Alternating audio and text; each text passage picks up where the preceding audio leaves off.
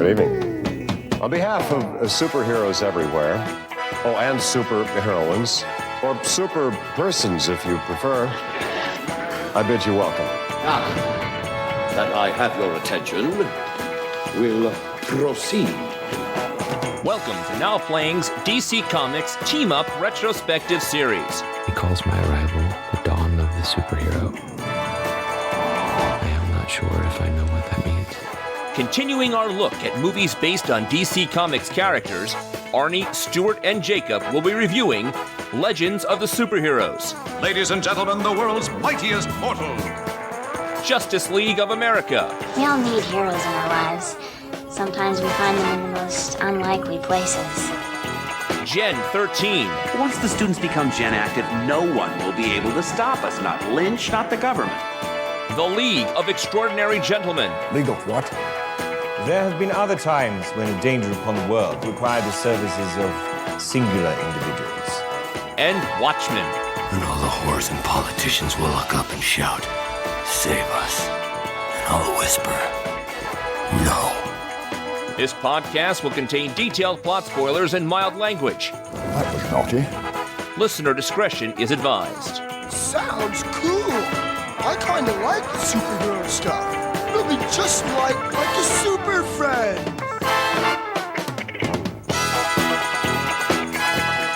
I hope you're ready, hero.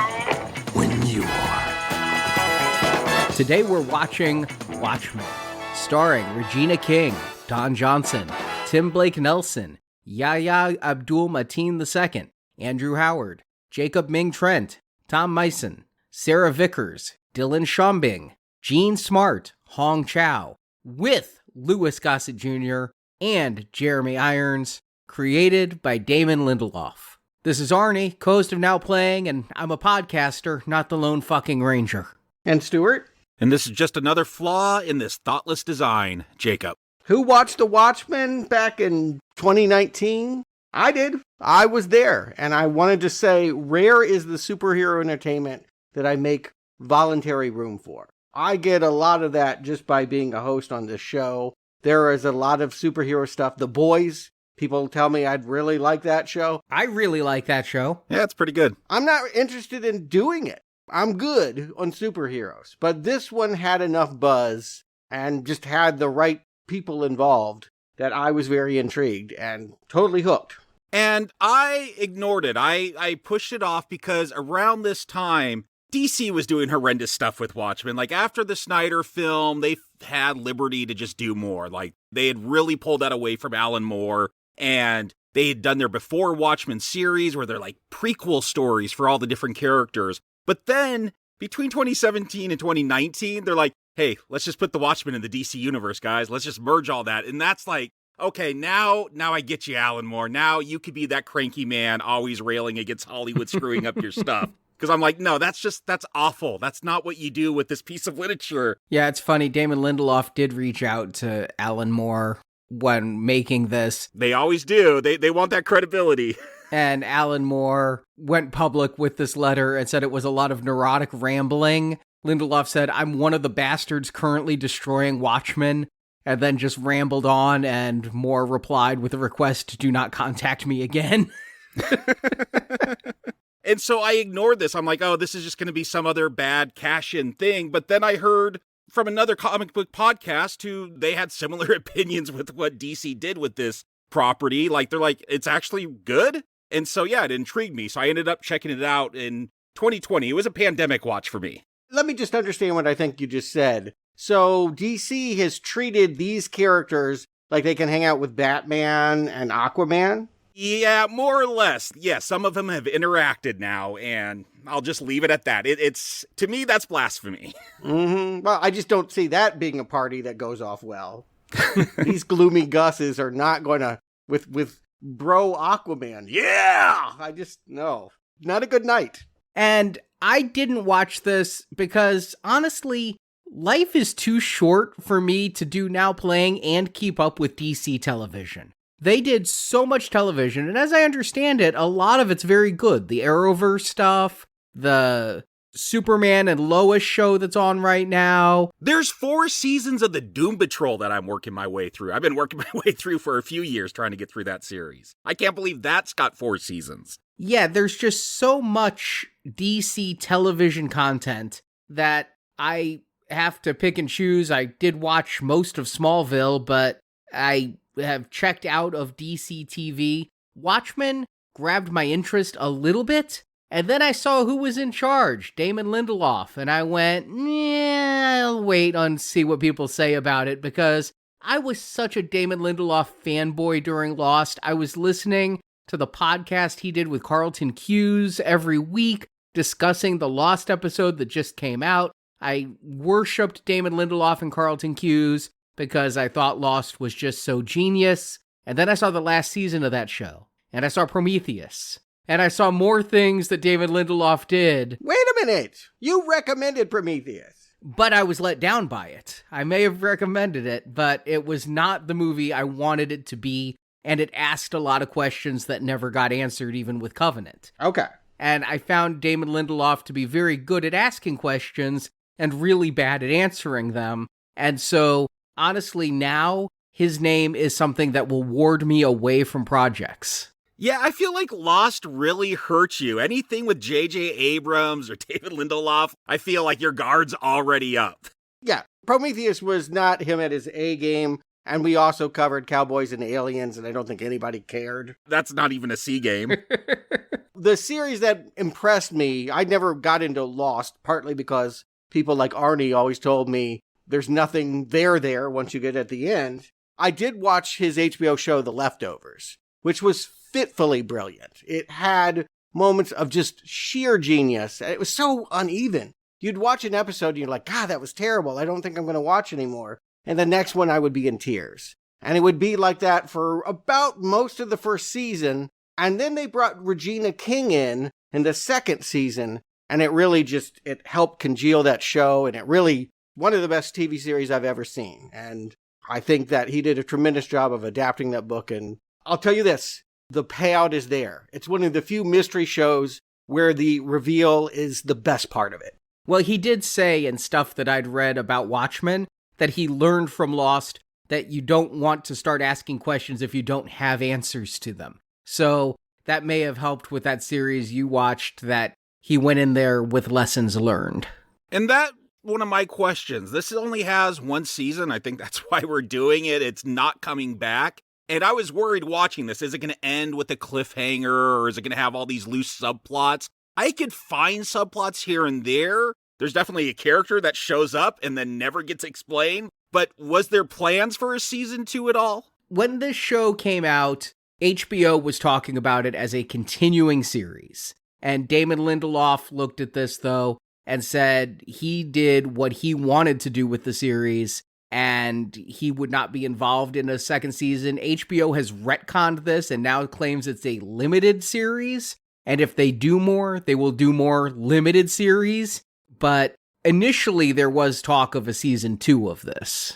Yeah, it was a word of mouth hit. It started out like, let's just face it. Watchmen is not for everybody. Alan Moore is not mainstream, proudly so. And so, yeah, to do what was done on the page, that was the mystery, is how much of this is even going to be connected to his work. You wouldn't think that that would be something a lot of people would get into, but this thing was a huge hit. Not only did the ratings build week by week, but it swept the Emmys. It won Best Limited Series, Regina King won, every technical award won, writing, directing. This thing was massively popular, and I think there is pressure to create the next series, and Lindelof just says, I don't have a story, and I'm not going to cheapen this by just greenlighting another season if, as Arnie says, you don't tell a mystery where you don't know the answer. And I don't think that he's figured out where they can go beyond this. He conceived this as a standalone 9-episode arc. Yeah, because I was very worried that we were opening a door by reviewing this at all, because it was considered season 1 when it came out, but Lindelof said that he kind of viewed it as a long movie with a beginning, a middle, and a definite end. And while you can always make sequels to movies, this is basically a mini-series that he created, so hopefully we're not dooming ourselves to endless seasons of Watchmen. It's been 5 years now almost, so I feel like the chances of anything returning from this miniseries, any of this cast returning for a follow-up, is small. More Watchmen stuff coming feels inevitable, but not more of this.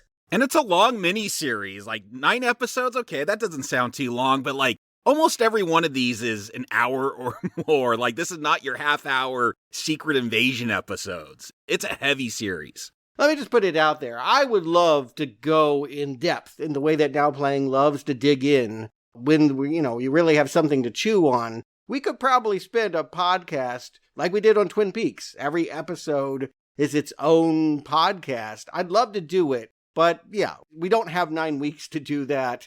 Aquaman is coming out this weekend. That's kind of why we plugged it into the schedule now. So you are putting Aquaman and the Watchmen together. Even you're doing it, not just DC. Well, if you want to know the real truth, if I got to go and watch that shit, I wanted to see something I liked first. And so this is the palate cleanser before I have to drink from that tank. And I'm like, man, I can't wait to see Aquaman after seeing this. You were like that right now? Yes. Wow. Okay. And you talk about we could do an hour on every episode here. We could. I wouldn't want to. Oh, no. Why are we all... I thought for sure this was an easy 3 green arrows. Like, there's no way that anyone would give this a red arrow. We'll find out. Oh, shit. All right. Well, I'm going to make you do the plot then. The year is 2019.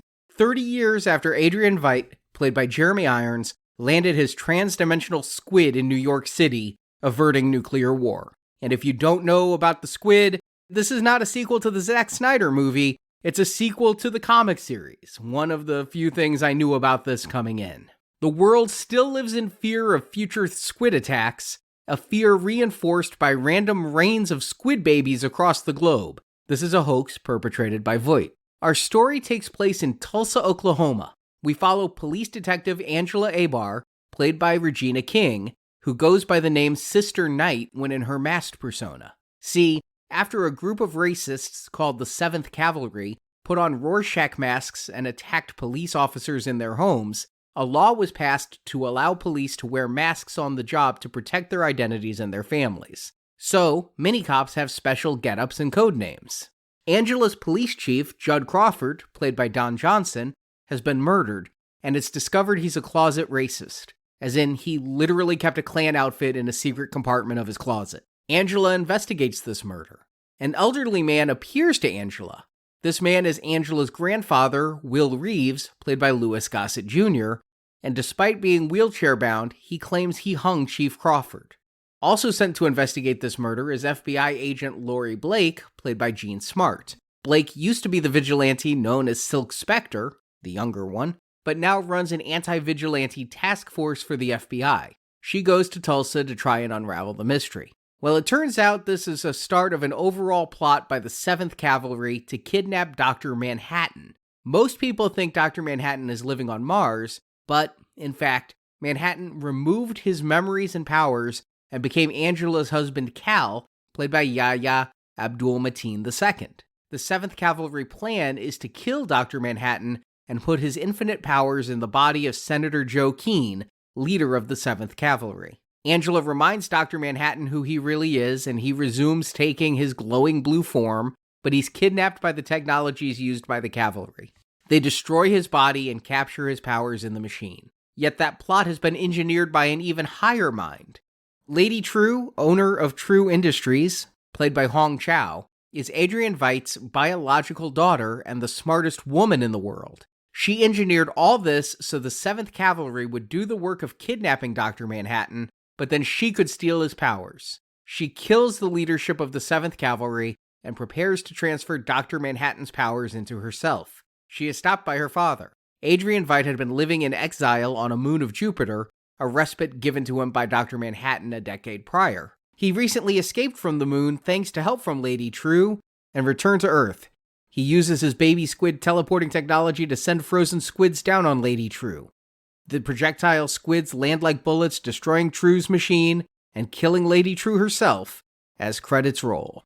And now that's a 10,000-foot summary. That's like from the view of where the squids fall, because we'll talk about a lot of details. I could have spent, as Stuart said, probably an hour just giving a plot summary of this with all the different characters, all the different subplots. But the basic plot overall starts with the murder of Don Johnson, ends with Dr. Manhattan being killed and people trying to steal his powers. Yeah, no, I thought you did a pretty good, concise job of taking an unwieldy series and, making it sound like a average movie. I want to just get it out of the way right off the bat, because I know people are going to say the word woke, right? Let's get woke out of the way.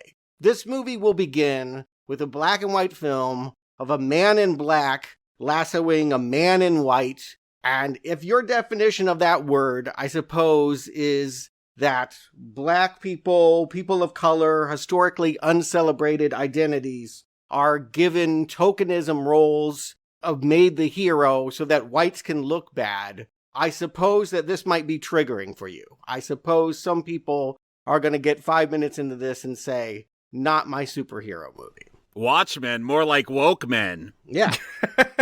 Yeah, I mean, this whole series is a treatise on race. Now, do I need a treatise on race coming from Damon Lindelof, a middle-aged white man? Probably not. I think there are other people who could probably be more insightful about it. Now, he did assemble a writer's room that was 50% black and 50% female to try to bring this in. But when you look at the writing credits at the end of these episodes, more often than not, you see Lindelof and not a whole bunch of other names. So I feel like Damon Lindelof was in a place where he wanted to talk about race, racism, and specifically the Tulsa Massacre, and he wrote what he wanted in the framework of Watchmen. Are you saying it's a bad thing that a white guy educated probably a whole lot of people? I'll say he educated me about Black Wall Street and Tulsa 1921. Like, that's something they don't teach in school. At least they didn't when we were kids. And so I don't care the color of the person that's teaching me this history. This is great stuff. I just want to frame it this way. That first Watchmen was very much about the Cold War of 1985. If you're bringing Watchmen back in 2019, is there a better topic to talk about than the racial politics of Trump America, of the Black Lives Matter, Blue Lives Matter? This is even before George Floyd, and there's so much about what this show is going to touch on that feels relevant and topical in the same way that the nukes issue would have back when that comic came out in 1985. You've got to make it hot. You've got to make it something that people are really passionate about. This is absolutely the right place to go. If you don't want to see superheroes go to controversial areas, I don't know, you're just different than me. I like when the genre explores new areas. I think that it helps keep it alive that they're willing to tackle new subject matter and go deeper. And if you read all the supplemental writings in the Watchmen comics when it originally came out, all those newspaper articles, all the stuff without pictures, that's really hard to read because there's so many words. But like, there's a lot of racial stuff hinted at as well. Like Alan Moore was tackling a lot. I agree. It's mostly about the Cold War when you read that story. But yeah, how do you take what is relevant today? What is our Cold War today? And put it into the Watchmen? This seems like the right way to go. And I'm going to take this series where it's at and understand that there is an agenda behind it. I'm not opposed to that agenda. I sometimes feel like there's a fine line between what our co-host Brock calls the message mallet and just making a point. And I feel like this series strays away from the message mallet. I never feel hit over the head with the things it's trying to say, but while at the same time, it's pretty obvious in its positioning. And yeah, like you said, Stuart, a lot of people are going to get 5-10 minutes into this and want to turn it off. I'm going to meet this series where it's at and say, okay, what can Damon Lindelof teach me? I did know about the Tulsa Massacre. I'm not sure where I learned of it, but it wasn't in school. It was much more recent. It was within the past 10 years that I learned of it. And so that wasn't news to me. But what can he show me? What can he do with Watchmen? I agree it does need to be topical, and this is a hot button issue as much now as it was then. Yeah, and we get started here in 1921. We don't know that we're in a race massacre. It's just a movie theater. One thing that I always appreciated about the comic book was that it always talked about print media and, like right-wing mags and pirate comic books. They found ways of talking about just the industry itself of comic books. This TV series is also going to try and do a similar thing by looking at TV and mixed media and just the way that things get visualized. And yes, by starting with an old movie, it feels appropriate. By the way, Bass Reeves is a real person, and you can watch his show on Paramount Plus. They just greenlit a real series about this guy that this little kid is watching. And I thought the joke was like silent blaxploitation film, like way ahead of its time. But the big surprise is that, yeah, it's this black sheriff that's defeating the evil white sheriff, but it's a white townsfolk that are cheering him on. Like the race isn't a big thing. It's like, just like Superman came down and he happened to be black, like no one cared. And so that's the big surprise. I thought, oh yeah, they're making a Western for the black folks. No, it's really more subversive than even that. Well, yes, but it's only in the movies, right? In the movies, we see white people celebrating a black hero. And then we step outside of this movie theater and we see a town in utter chaos. Yes, what we're watching is a historically accurate depiction of a very successful black business area in Tulsa, Oklahoma, that was decimated. I don't even know the inciting incident. Do you guys know? Accusations of a black guy touching a white woman, between rape and just like flirting. There's a wide range of stories. Yeah, that is what it always comes down to, is protection of white women. Yeah, but that's always just the excuse that clearly, again, some people here are in Klan robes. They wanted to do this, and then this gives them the permission to get an airplane, a crop duster, and just like fly by and mow people down. This scene is harrowing and a grabber. It's exactly what you need at the beginning of a TV series to get people hooked. Who would turn this off? I was curious about the little kid we've been following. Is he a superhero? Are we going to find out he's bulletproof during this? Because he's being rushed through and his parents are hiding him in the back of a truck and they're trying to get out of town. Yeah, and I guess if you're looking for mystery boxes, you do get one here. That truck is going to crash and get bombed, turn over. Those parents are going to die. And that young boy, Will, is going to be in that field and find a baby. Yeah, we don't have him identified. We won't know who this character is. He's holding a note that his dad wrote out in a rush, and that will be a device used. By the second episode, we'll see the creation of that pamphlet. It's actually World War I propaganda that ends up becoming a message that says, watch over this boy. And yeah, it will help us understand that this character is Lou Gossett Jr., who I think, I always think of Jaws 3D, kind of an overactor, will have a very nuanced and complicated persona in this movie, both a hero and maybe a villain. And I think that's what's being played. That's why I really don't like the term woke, because woke implies tokenism and favoritism. And I think all of the characters that we're going to see have very complicated identities where no one is all good or bad. Yeah, I'll agree with what you said about Louis Gossett Jr. My go-to is An Officer and a Gentleman. I think he won an Oscar for that one. He did. He didn't for Jaws 3. What? But I do think of him as a big actor, and it's a little disappointing to see him play it well. I just kind of wanted Lou to be Lou, and he is not Lou in this. Yes, everything is dialed back and dark, and that's what you kind of expect with Alan Moore. But we jump to September 8th, 2019, from this event that's shocking with violence. And will this kid make it? He finds a baby and wraps it in an American flag. What will become of him? And suddenly we're watching a black officer pull over a white guy who's clearly been drinking in 2019 Tulsa, Oklahoma. And this thing is going to go sideways quick. Yeah, I just like the world building here because Watchmen is an alternative history. So you start seeing those little branches going off of reality here where obviously something with cops and violence has gone down because you got to get permission to unlock your gun and they're allowed to cover their faces. I like how they're dripping all this information in visually and just through the action as they build this world. And it's a really interesting way to go because when you see this cop come up and he's wearing a mask and he's pulling this guy over The guy asks, "Can I see your face?" And the cop just stares at him. It's really easy to be on the side of the guy in the car, and they're going to play with that expectation because, a masked cop does not seem like a great idea given historical events at this point. And so that the cop is not showing his face, pulled this guy over, but it turns out the cop's going to be the one in the right here and is going to get murdered. The guy in the truck is in this group called the 7th Cavalry, which is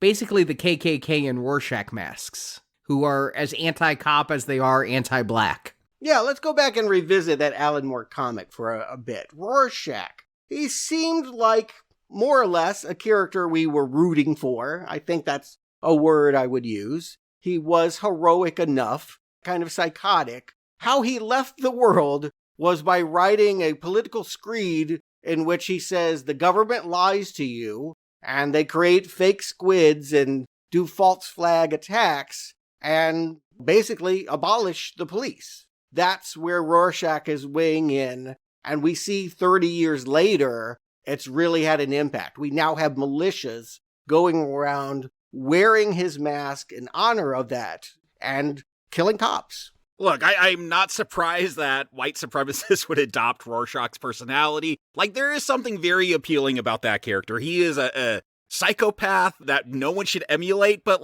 there is something about that black and white sense of justice that appeals to everyone at some level. But you say, this is the evolution of his journal getting out. Is that ever brought up? Because I kept waiting for something about Rorschach's journal. I just kind of made the leap that, they somehow got it, but it's been discredited by the government, so no one knows. But I never heard that explicitly called out unless I missed a line or something. Yeah, I didn't hear anything about his journal mentioned. I just assumed it was covered up, which was kind of implied by Veidt at the end of that comic, is that it can't get out, although it seems to get to certain groups. The last panel is that letter getting into the hands of the right-wing journal and them publishing it. So a certain group reads it and believes it, and that feels very 2019, right? The two Americas. The side that believes that government is, empowered to help people,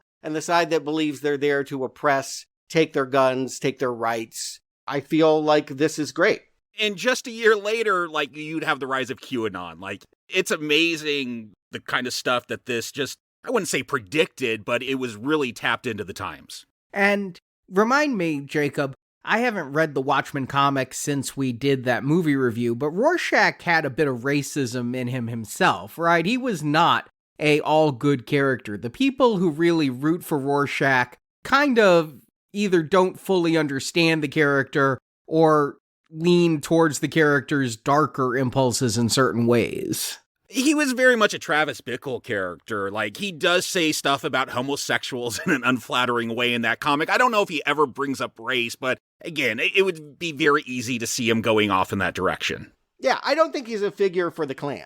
But yes, it has been co-opted by the Klan, in part because the Klan feels persecuted by the government. And I think other people can fall under that umbrella. But in this world, it's important to understand in Tulsa, if you have a Rorschach mask in your glove box, you are probably part of they call it the 7th Cavalry with a K. And that, to me, says KKK. You're probably part of a pseudo-racist, I don't know if I feel comfortable giving a terminology to it. Can we just say they're the new version of the Klan?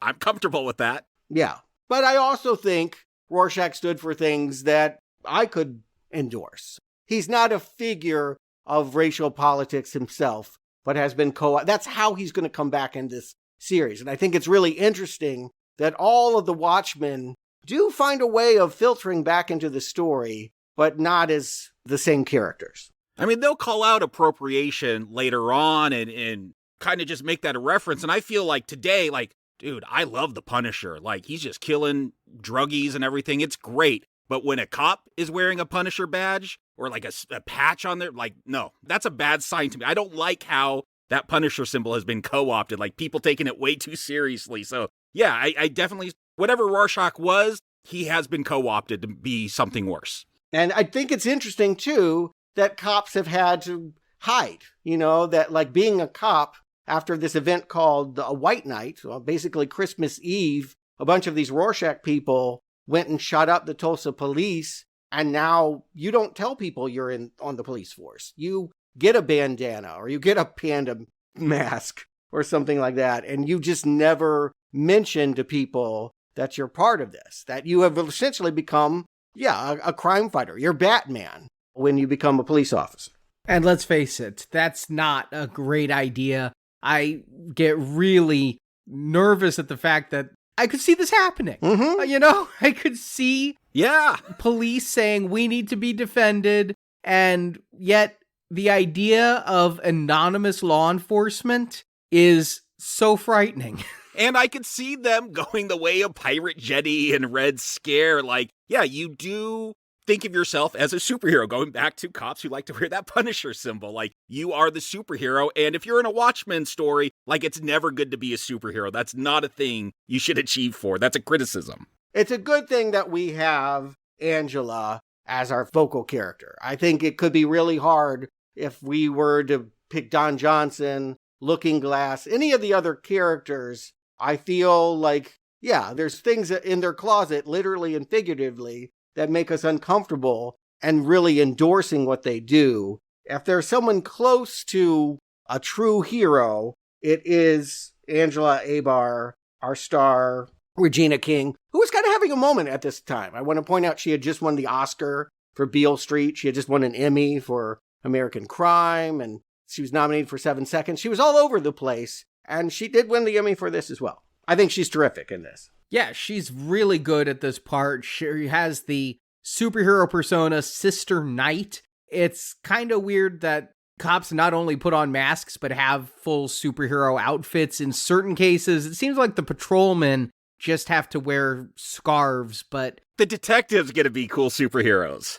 Yes, exactly. And so she's going to put on this, like, leather frock that is like a habit and one of those skirts that nuns wear, and put on a mask that covers up to her nose and airbrush her eyes black.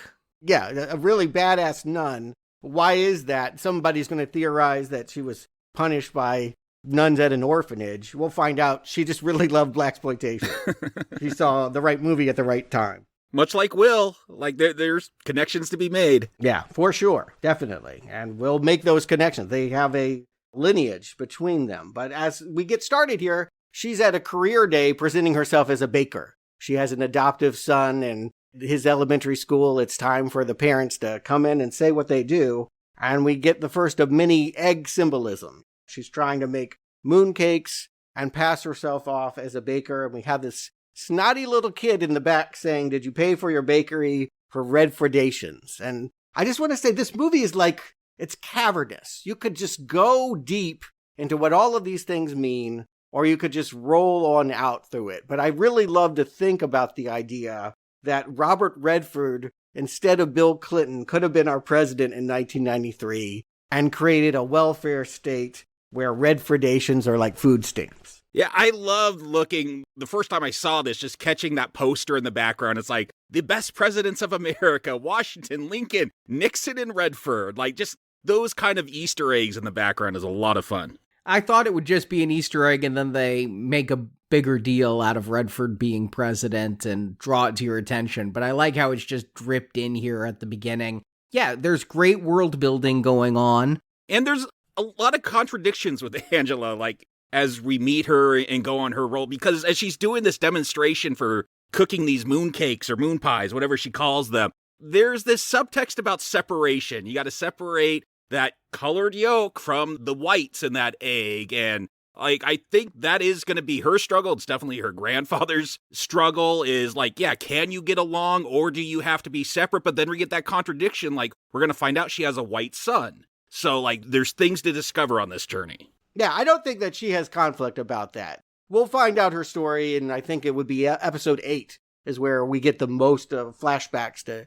tell who she is. But yes, I think it's a moment of pause. And again, some people might just scream woke that it's a black woman with white children. Why that is, well, I'll just go ahead and jump to it. On White Night, her white partner was killed. And so she took the opportunity to adopt. She herself has spent time in an orphanage. She lost her parents at an early age. I think that made her feel like she could reach out, even though she never wanted to be a parent, and take on this role. But those children don't know what she really does. We will see her get a text, and she will run off to her bakery, Milk and Hanoi, not Milk and Honey, because she is, we'll find out, from Saigon. The 51st state, Vietnam.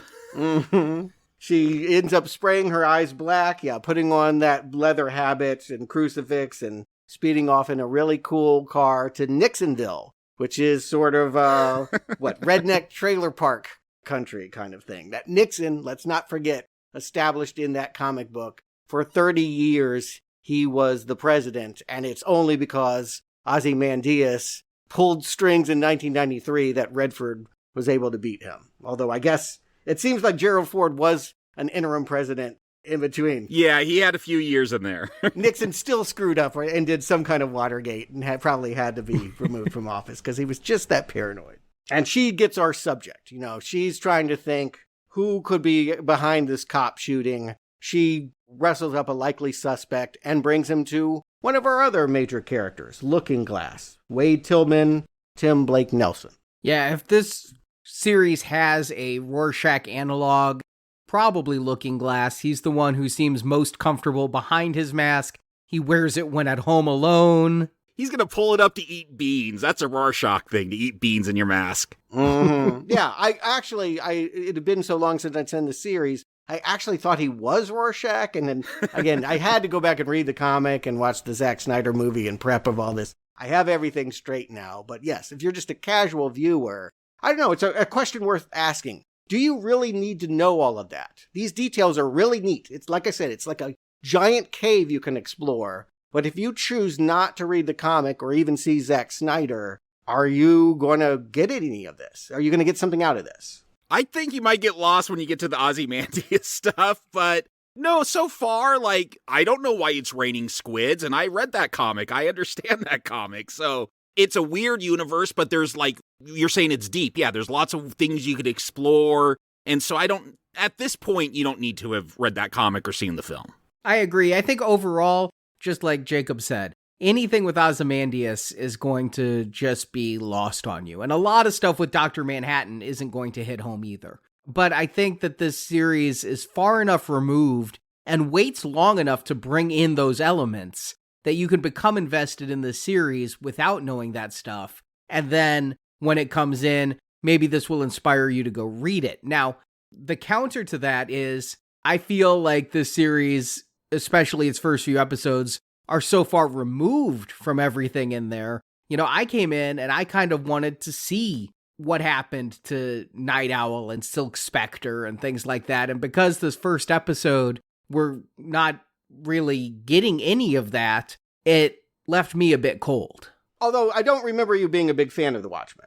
I recommended it, watched it 4 times, and the more I watched it, the more I liked it. You're a big fan of it. I'm a moderate fan of Snyder's version, and I actually like Snyder's version more than the original comic because of the pirate stuff. That's what I mean. I remember you being down on that comic book. I'm up on the concept of the comic book. I'm just down on the actual reading of the comic book, and a lot of that has to do with the pirate stuff. And as someone, I don't know, a Watchmen purist, I don't like that DC has done all those comics. I'm suspicious of anything with that Watchmen title. I'm extremely impressed so far. This world that they built, it feels like it's come out of what Alan Moore created. Yeah, the fact that we haven't met any of those legacy characters, that we'll eventually meet some of them, but that's not on my mind. I just like to see, the idea of Rorschach and how that's evolved. So I think this is respectful to that original source material, and it's a grabber.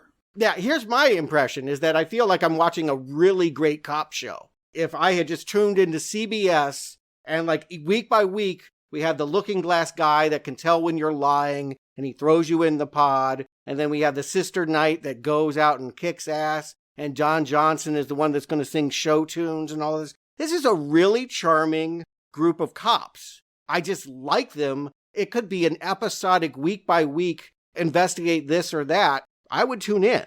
And I would just emphasize that Watchmen, that starts off as a detective story. It's a murder mystery at its heart. So yeah, this feels appropriate to kind of play with that and explore that path again, making it a cop show or a murder mystery as it will become. And again, like, even though I'm saying Angela is who I'm rooting for, it's a really rough moment. Like, they take the suspect to the pod, and we see that looking glass, you know, he has some kind of multimedia trick. It's kind of like the Voight Comp thing in Blade Runner. He can test your vitals and know when you're answering simple questions about turtles being upside down or whatever. I actually know you're a racist. I know you're into this. You're a replicant.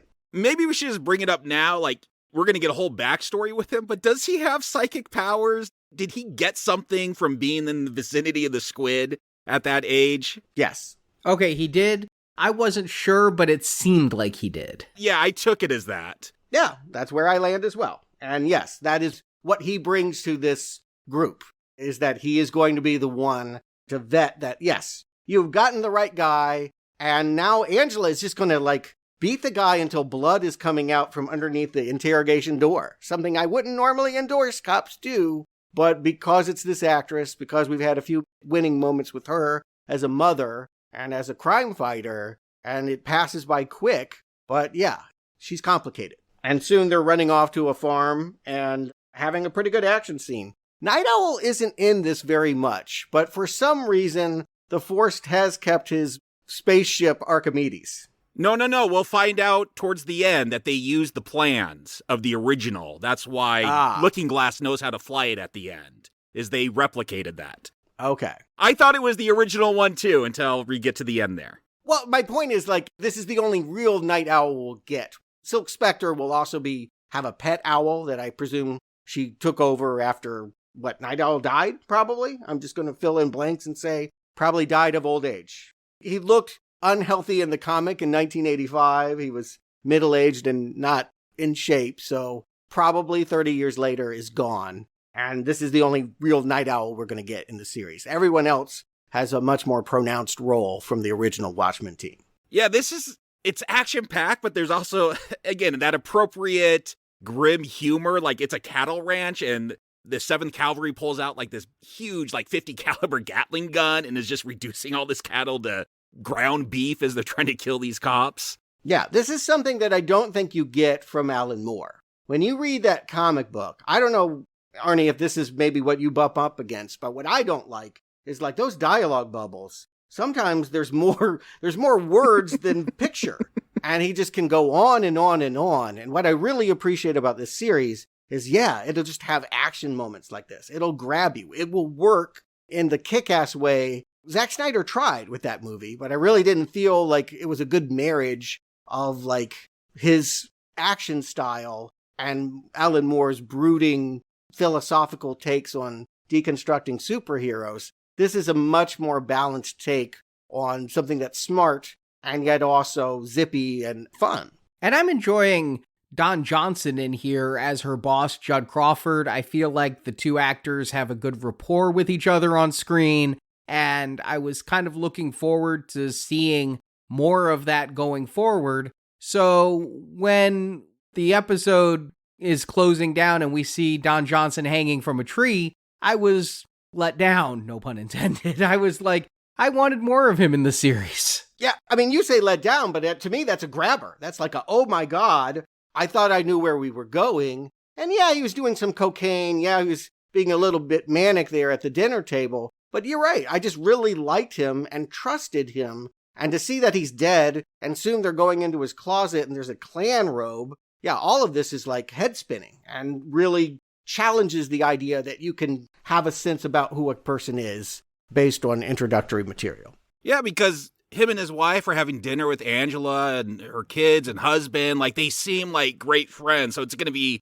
a big shock that he dies, but it's going to be an even bigger shock when you find out about the skeletons in his closet, because we've seen, like, he went to Black, Oklahoma. He was putting up with it. He was listening. It's also a shock who did it, right? Because, yeah, Angela gets this call. First, she has a sex scene because it's an HBO show and we got to do that every episode. But then she goes to this tree and there's Lou Gossett. He had been earlier hanging out outside her bakery. And, you know, he had a line of like, do you think I could lift 200 pounds? And here's the proof of it. Suddenly he's standing underneath that rope. And yeah, it looks like somehow this 105-year-old man found a way to kill, healthy, virile Don Johnson. Which, I mean, I don't believe. It just seems unbelievable. And so I think that that's a mystery, but I don't believe him when he says he did it. Now, we're going to find out at the end he did do it, but I don't buy it. I don't think anyone would. It's the murder mystery. Yeah, it doesn't sound like something that would be true, or I don't like that he did it. What do you mean? No, it doesn't sound like something that would be true. I just don't believe him. And the way this was made, this was done like an old school TV series. Damon Lindelof brought a crew together, they shot a pilot, showed it to HBO, and HBO then decided whether or not to take this to series. They saw this, they decided, okay, take it to series. So the rest of the whole series was filmed much later, totally different production crew and things. But we ask this a lot of times when we do these TV series. Would you return after night one? And it sounds like, Stuart, you're super enthused about this. You want more of this immediately. Jacob, how are you feeling? After night one, night two is must-see TV? Yeah, good cliffhanger, and they've created a world that I really want to spend more time in.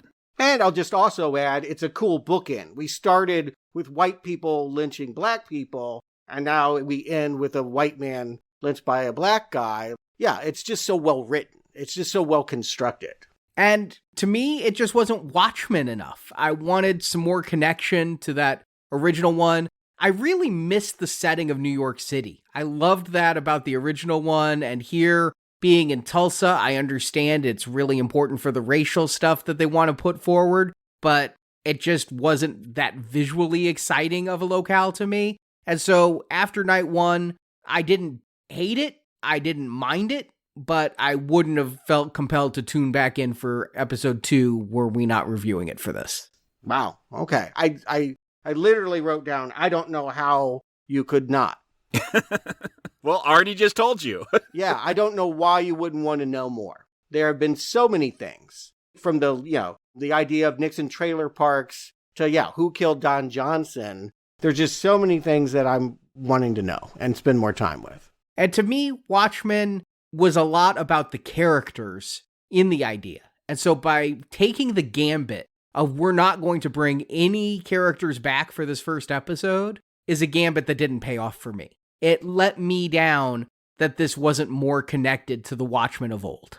Well, Hooded Justice is here, and he is the original one, the one that kicked off the Minuteman that became the Watchmen. But did you understand? You do understand by the second episode that Lou Gossett Jr. is that child that rescued the baby that was smuggled out of Tulsa, because we have a very intricate, and I just love the way that the show is edited. We have this whole montage of, it's almost like a Rube Goldberg, of watching a typing pool create this propaganda that becomes a leaflet dropped on soldiers in World War I and gets black soldiers to think whether it's wise to serve a country that treats them so bad. Watch it follow all the way to old man holding it underneath the lynching tree. Yeah, I was really wondering, where is this going as we start off in Germany? I'm like, are we going to get Nazi superheroes they're going to introduce, and it's all going to get intertwined and catch up to the present? But no, I love how this just goes along with reinforcing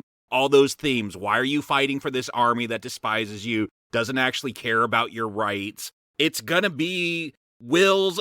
There's going to be talk of passing things down through your DNA, and we're going to see the father then pass this down to his son, and Will's going to carry that when he's a cop. Like you've said, Stuart, so far the writing is top notch. And I feel like episode 2's always, you look at all greats, Twin Peaks as well. It's more or less about just reminding people what was done in the first episode. I don't feel like a whole lot is learned here. We will just see Angela spend more time verifying who this man is that killed a cop that she loved, someone that she had dinner with regularly and considered a close friend, a man that came to her bedside when she was shot on White Night and was injured himself. She never had any suspicions of his character, and now she's going to, because she takes this journey. Yeah, and just like you had to search in a closet in that graphic novel, yeah, she's going to find those secrets in a hidden closet compartment in this as well. What does it mean? I mean, I'll ask, just having seen the whole show, what does it mean that he has a Grand Dragon robe? It doesn't look like it's 7th Cavalry. It doesn't look like it's Cyclops. It's not the sci-fi conspiracies that come out of the Klan. what I heard Don Johnson say is that my grandfather was in it, and I stay connected to him. I have a tie to him, even though I may not even politically agree with him. I want to hold on to this because it's a part of my history. And so I have to hide this so that nobody sees it, but I'm not going to throw it away. Yeah, and we hear a lot of debate about tearing down statues, and that's our legacy and our history. Well, what does that legacy and history really stand for, though? Like, what does that say about your legacy? Like, these are, I'll be polite and say tricky questions. I don't think they're tricky, but people want to debate them. And so, yeah, for me, it seemed like he was more connected to the destruction of Tulsa in 1921 through his legacy, through his grandfather. And that's, yeah, this KKK robe had to do with that, not the Cyclops conspiracy. Actually, what I read into this, and it's all inference because it's not stated outright, but when we see the head of Cyclops, and we find in the past Cyclops was a KKK bit, I think when they have the gathering of the leaders of, be it the 7th Cavalry or Cyclops, it's all basically the same organization, I think that Judd Crawford would have been at that meeting at the end when they all came together for that senator if he hadn't been killed. Yeah, the senator makes it sound that way when we get to this conspiracy later on, that Judd was there to control the police and the senator was there to control the 7th Cavalry and that he may have been in on it. To me, it's much more of a commentary about white privilege. And again, what does your legacy actually mean? Like, did you actually earn what you had, or did something horrible get you that? And so, yeah, whether or not he was part of Cyclops ends up not being that important, I don't think. Oh, I think it's super important, but it's inconclusive. We can never know. And I think that's the really important detail, is that as much as we might want to peg and label people, good, bad, evil, racist, not, I don't really know. He could have been undercover. I actually read it the opposite, Arnie. I feel like it was his wife that was really involved, and he had no idea. And that he, again, because he has such good chemistry with our lead character, Sister Knight, and so supportive of her, in times when he didn't have to be. And he's very paternal. I do not believe that he would participate in an organization that would try to hurt her. But we can't know. And again, I think that's true to life. You know, I think when you look at your family history and what some of your relatives might have been involved in, it can be really heart-tugging to see, you know, how you feel about them personally and how they're politically aligned. And Angela's no saint. Again, in this episode, everyone's mad. You know, the body gets found. It gets cut down. Everyone's mad. Red Scare, which is, I guess, the Russian recruit that is just appreciating the pre-1985 Cold War and using that for his costume. He goes to Nixonville and, yeah, ties a rope around the big statue of Tricky Dick, is going to bring it down. She ends up beating people, too.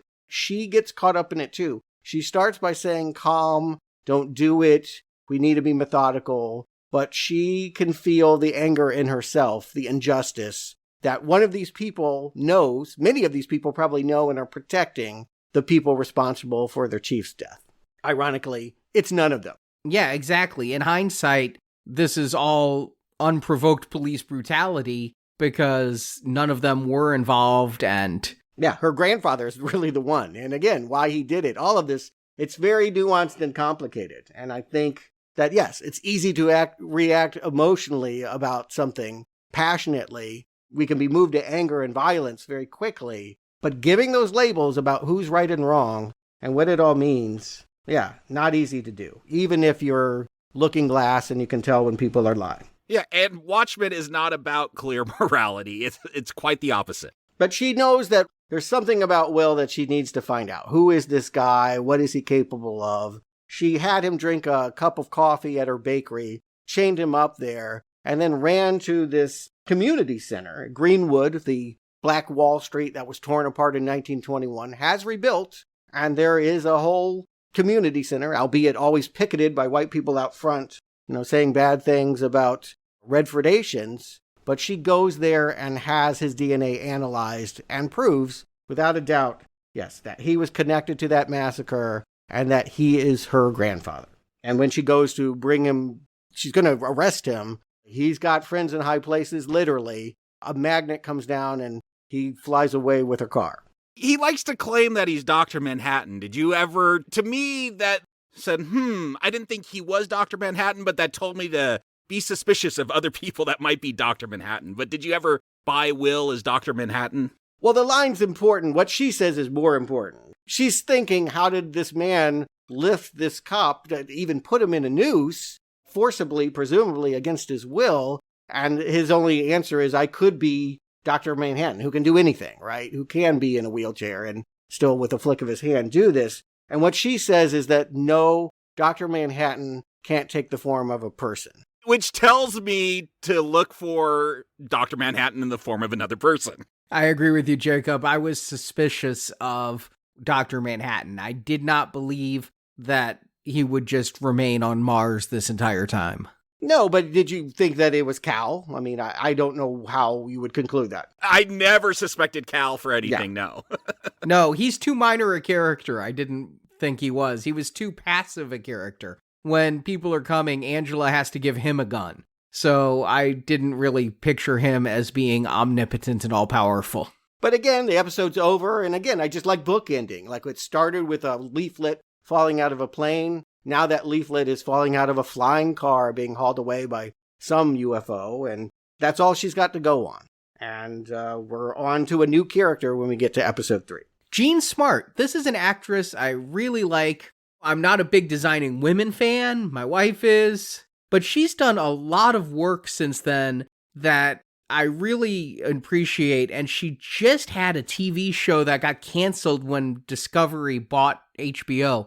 But it was a TV series called Hacks. She was amazing in that show. I loved that show. Yeah, she got a lot of praise. A lot of awards, I think, she won for that. She did. I am so devastated that that show got canceled. But she was a happy presence for me, A, just as an actress, and B, because she is Laurie Blake. She is a returning character, something I've wanted for 2 episodes now. Yeah, I think this actress is great. Like, this introduction of her calling Dr. Manhattan to his Mars phone to leave a message. Like, as soon as that, I'm like, oh, okay, this is Laurie. This is really cool. Like, now we're bringing in the old characters. I love this world. And like, now, I don't know, this to me was a treat. It was the right moment to bring someone from those comics in. But she's not the same Laurie. Again, Laurie was a Watchman. She did put on an outfit, a skimpy one at that, and like went and fought crime. She was there in Antarctica at the end of that comic book.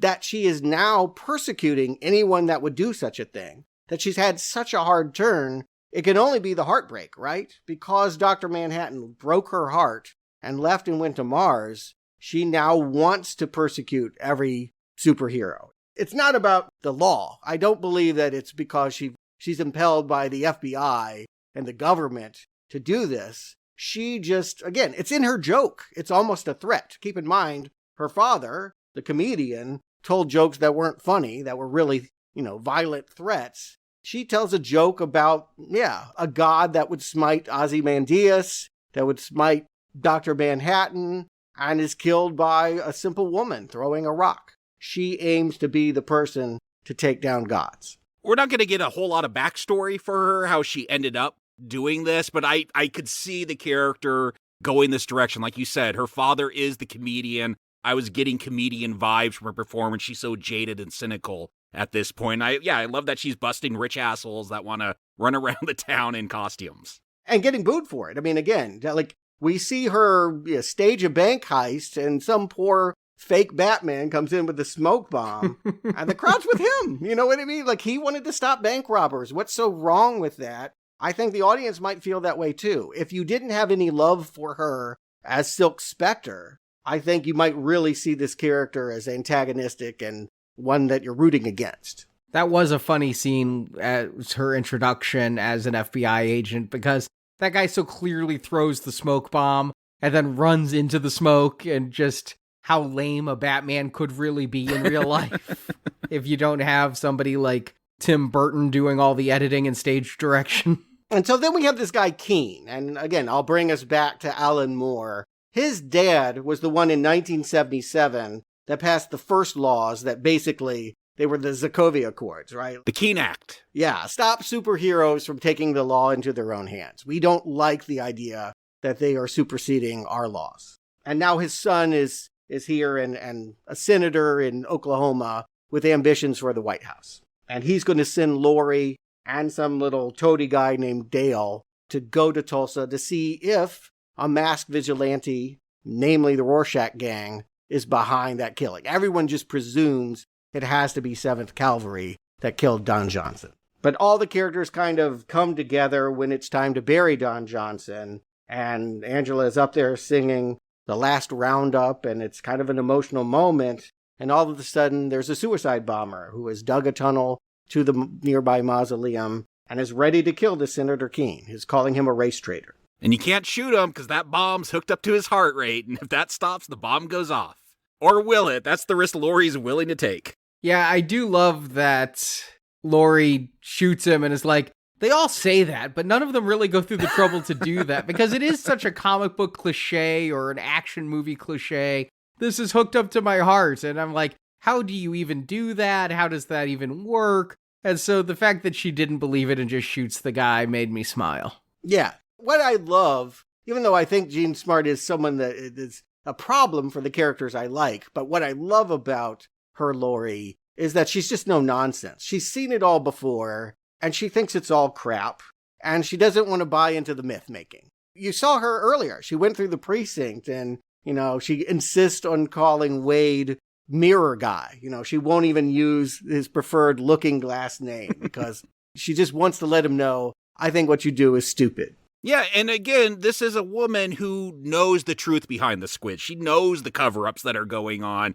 And that's why I think she is so much like her father, the comedian, because he cracked once he realized the joke that was going on in the world, and she knows that same secret. And she really, again, if you like Angela, she's really antagonistic to Angela. She's out to get her. She makes a point when Angela is, Angela's tried to be sneaky. I'm not a cop, I'm a baker. She's tried to play that line, but she gets busted. She's there with the goggles on, looking at the tunnel, and there's Laurie with the coffee being like, okay, I know who you are. Let's just get real here. Wait, there's another scene. When she goes to dump, she took that wheelchair from Will and took a blowtorch to it, cut it up in pieces, and she's dumping it. And there is a very thin man standing there watching her in all spandex, and there is a chase scene where he uses oil to slide down a sewer grate. I'm assuming that's Petey, Laurie's partner. This will never come up again. They'll say investigate this belt that he left behind. I guess he reported this back to Laurie? Yeah, what was he? The eel or something? Because he's slippery. Lube dude is what I think he gets referred to as. But yeah, what was this? I was left with that question when we reached the end, because I honestly, the whole time I'm watching the series finale, I'm waiting for him to show back up and for him to matter. Yes.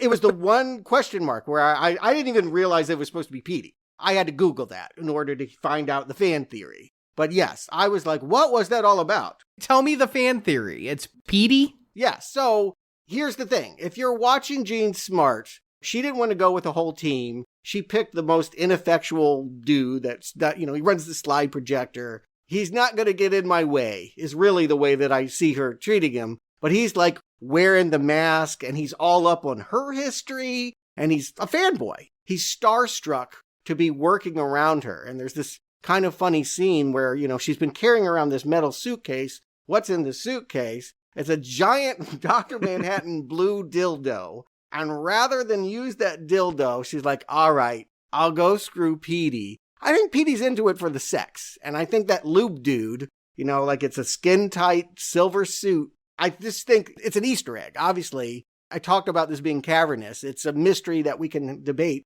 forever and never know. But yeah, I just think he's a kinky guy that loves superheroes and wants to be one. And this was a moment where he was spying on Angela for his crush and also coming up with his new identity that's covered in lube.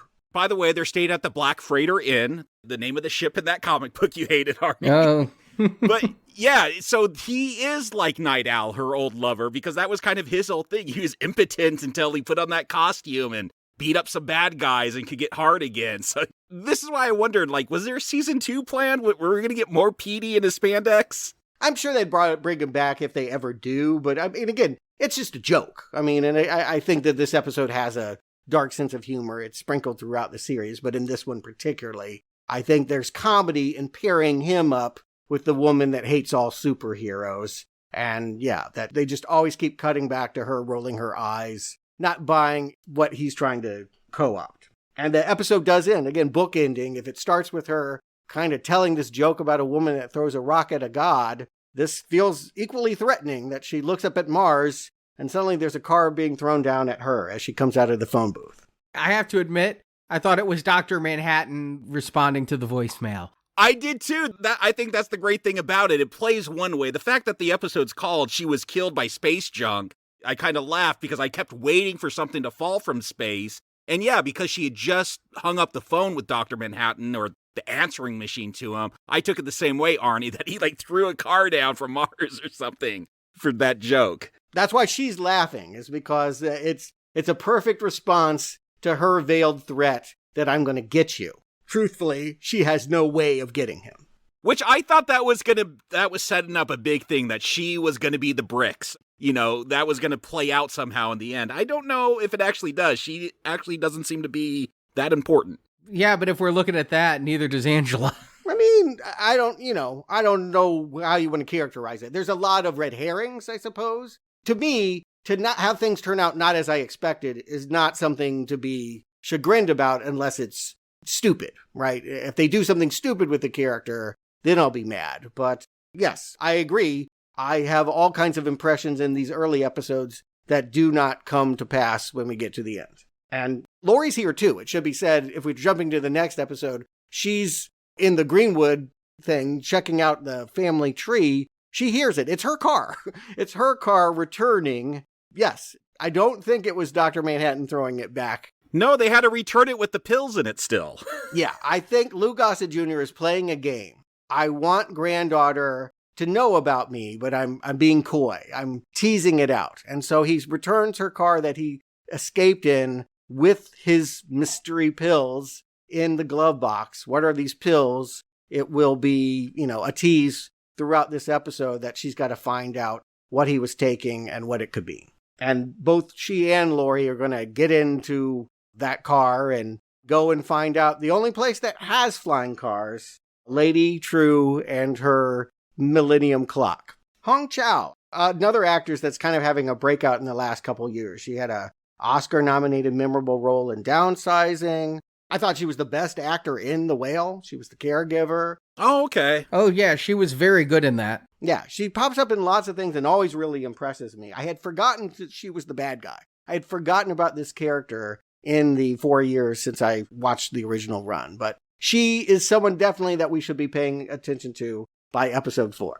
Yeah, if you're familiar with the previous Watchmen, the fact that she has bought out the Veidt Corporation, she's even richer, that tells you beware, because Veidt wasn't a good guy. He had evil plans in that Watchmen comic. And so, yeah, I'm suspect of her because she has taken over that corporation. One of the things about this series that's both cool and frustrating in equal measure is that I'm learning right here, each episode is going to be introducing somebody new who's major or focusing a lot on a character in a way that feels very much like an issue of a comic book. Like if you had a whole bunch of individual issues that together formed an arc. And so I'm grooving to the pattern of it now of seeing, okay, what I thought was going to be Angela's entire series based on episode 1 is getting more and more full of different characters, and we're not going to have that focus on her. So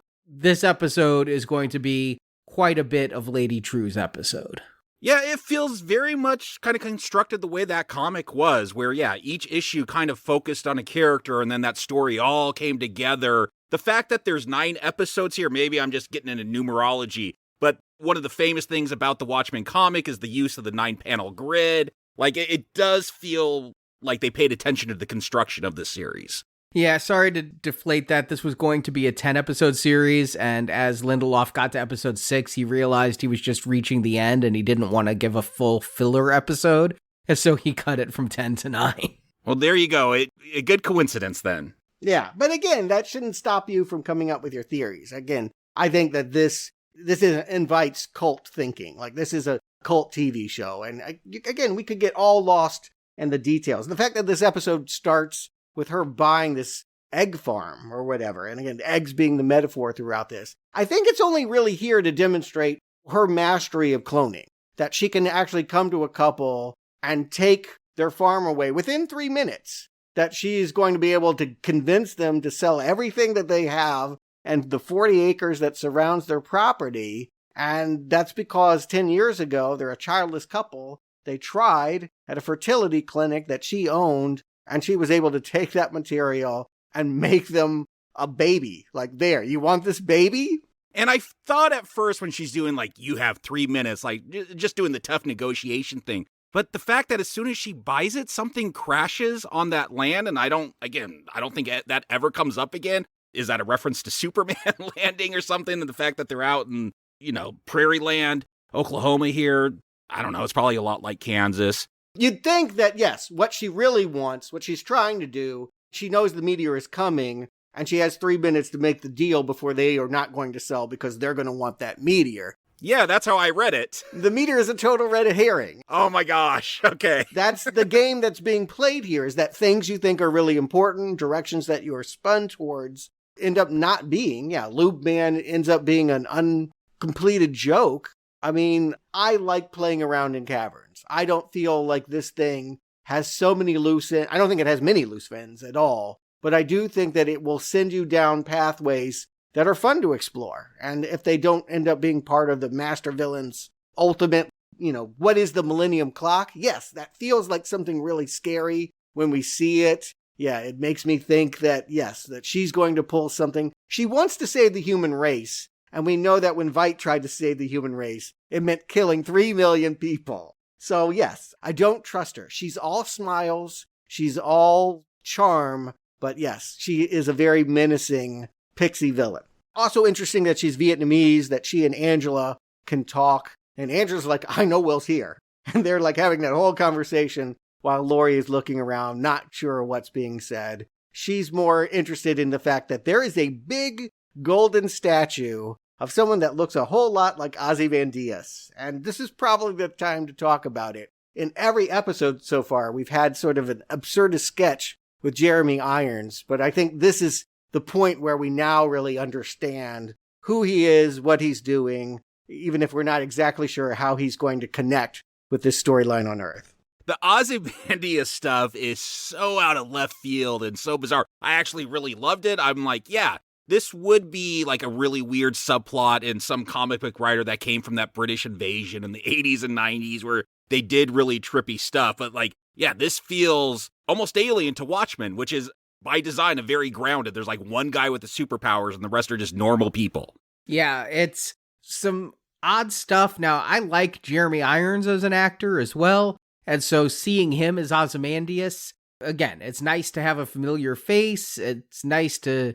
I don't even think initially I knew who he was or where he was. Mm-hmm. Agreed. And it took an episode or two for me to really click into what was going on. But it was somewhat frustrating that, yeah, at the end of each episode, we'd go and have this separate thing that I'm like, I know it's going to tie into the main plot eventually. I have to be patient with it. But it was always a little bit ridiculous with the servants giving him a horseshoe instead of a knife to cut the cake. I'm like, okay, he's surrounded by clones. These clones obviously aren't very intelligent. It's not very good cloning. It feels like a British sitcom kind of crammed into this American superhero thing. And I delighted by it. I mean, I love watching Jeremy Irons naked at a typewriter, hammering out a play to tell us the tragedy of Dr. Manhattan. What does it all mean? Like, what is Crookshanks doing to him? And then it pulls back. She's just massaging that thigh. Yeah. And that he has no qualms. And this is important to realize. Veidt has no remorse. If you think that he felt like it was a sacrifice to kill 3 million people in New York in 1985, he's just killing these clones. Who cares? I can just fish them out of a lake, spin them in this little conveyor room, and they'll just be, my next people. And I'll have a play where one dies right there on stage. Who cares? He has so little love for life that hasn't changed in all of his imprisonment. Yeah, he seems to be really motivated. He wants to get credit for that genocide that he committed. Like, that really hurts him that no one knows that he saved the world.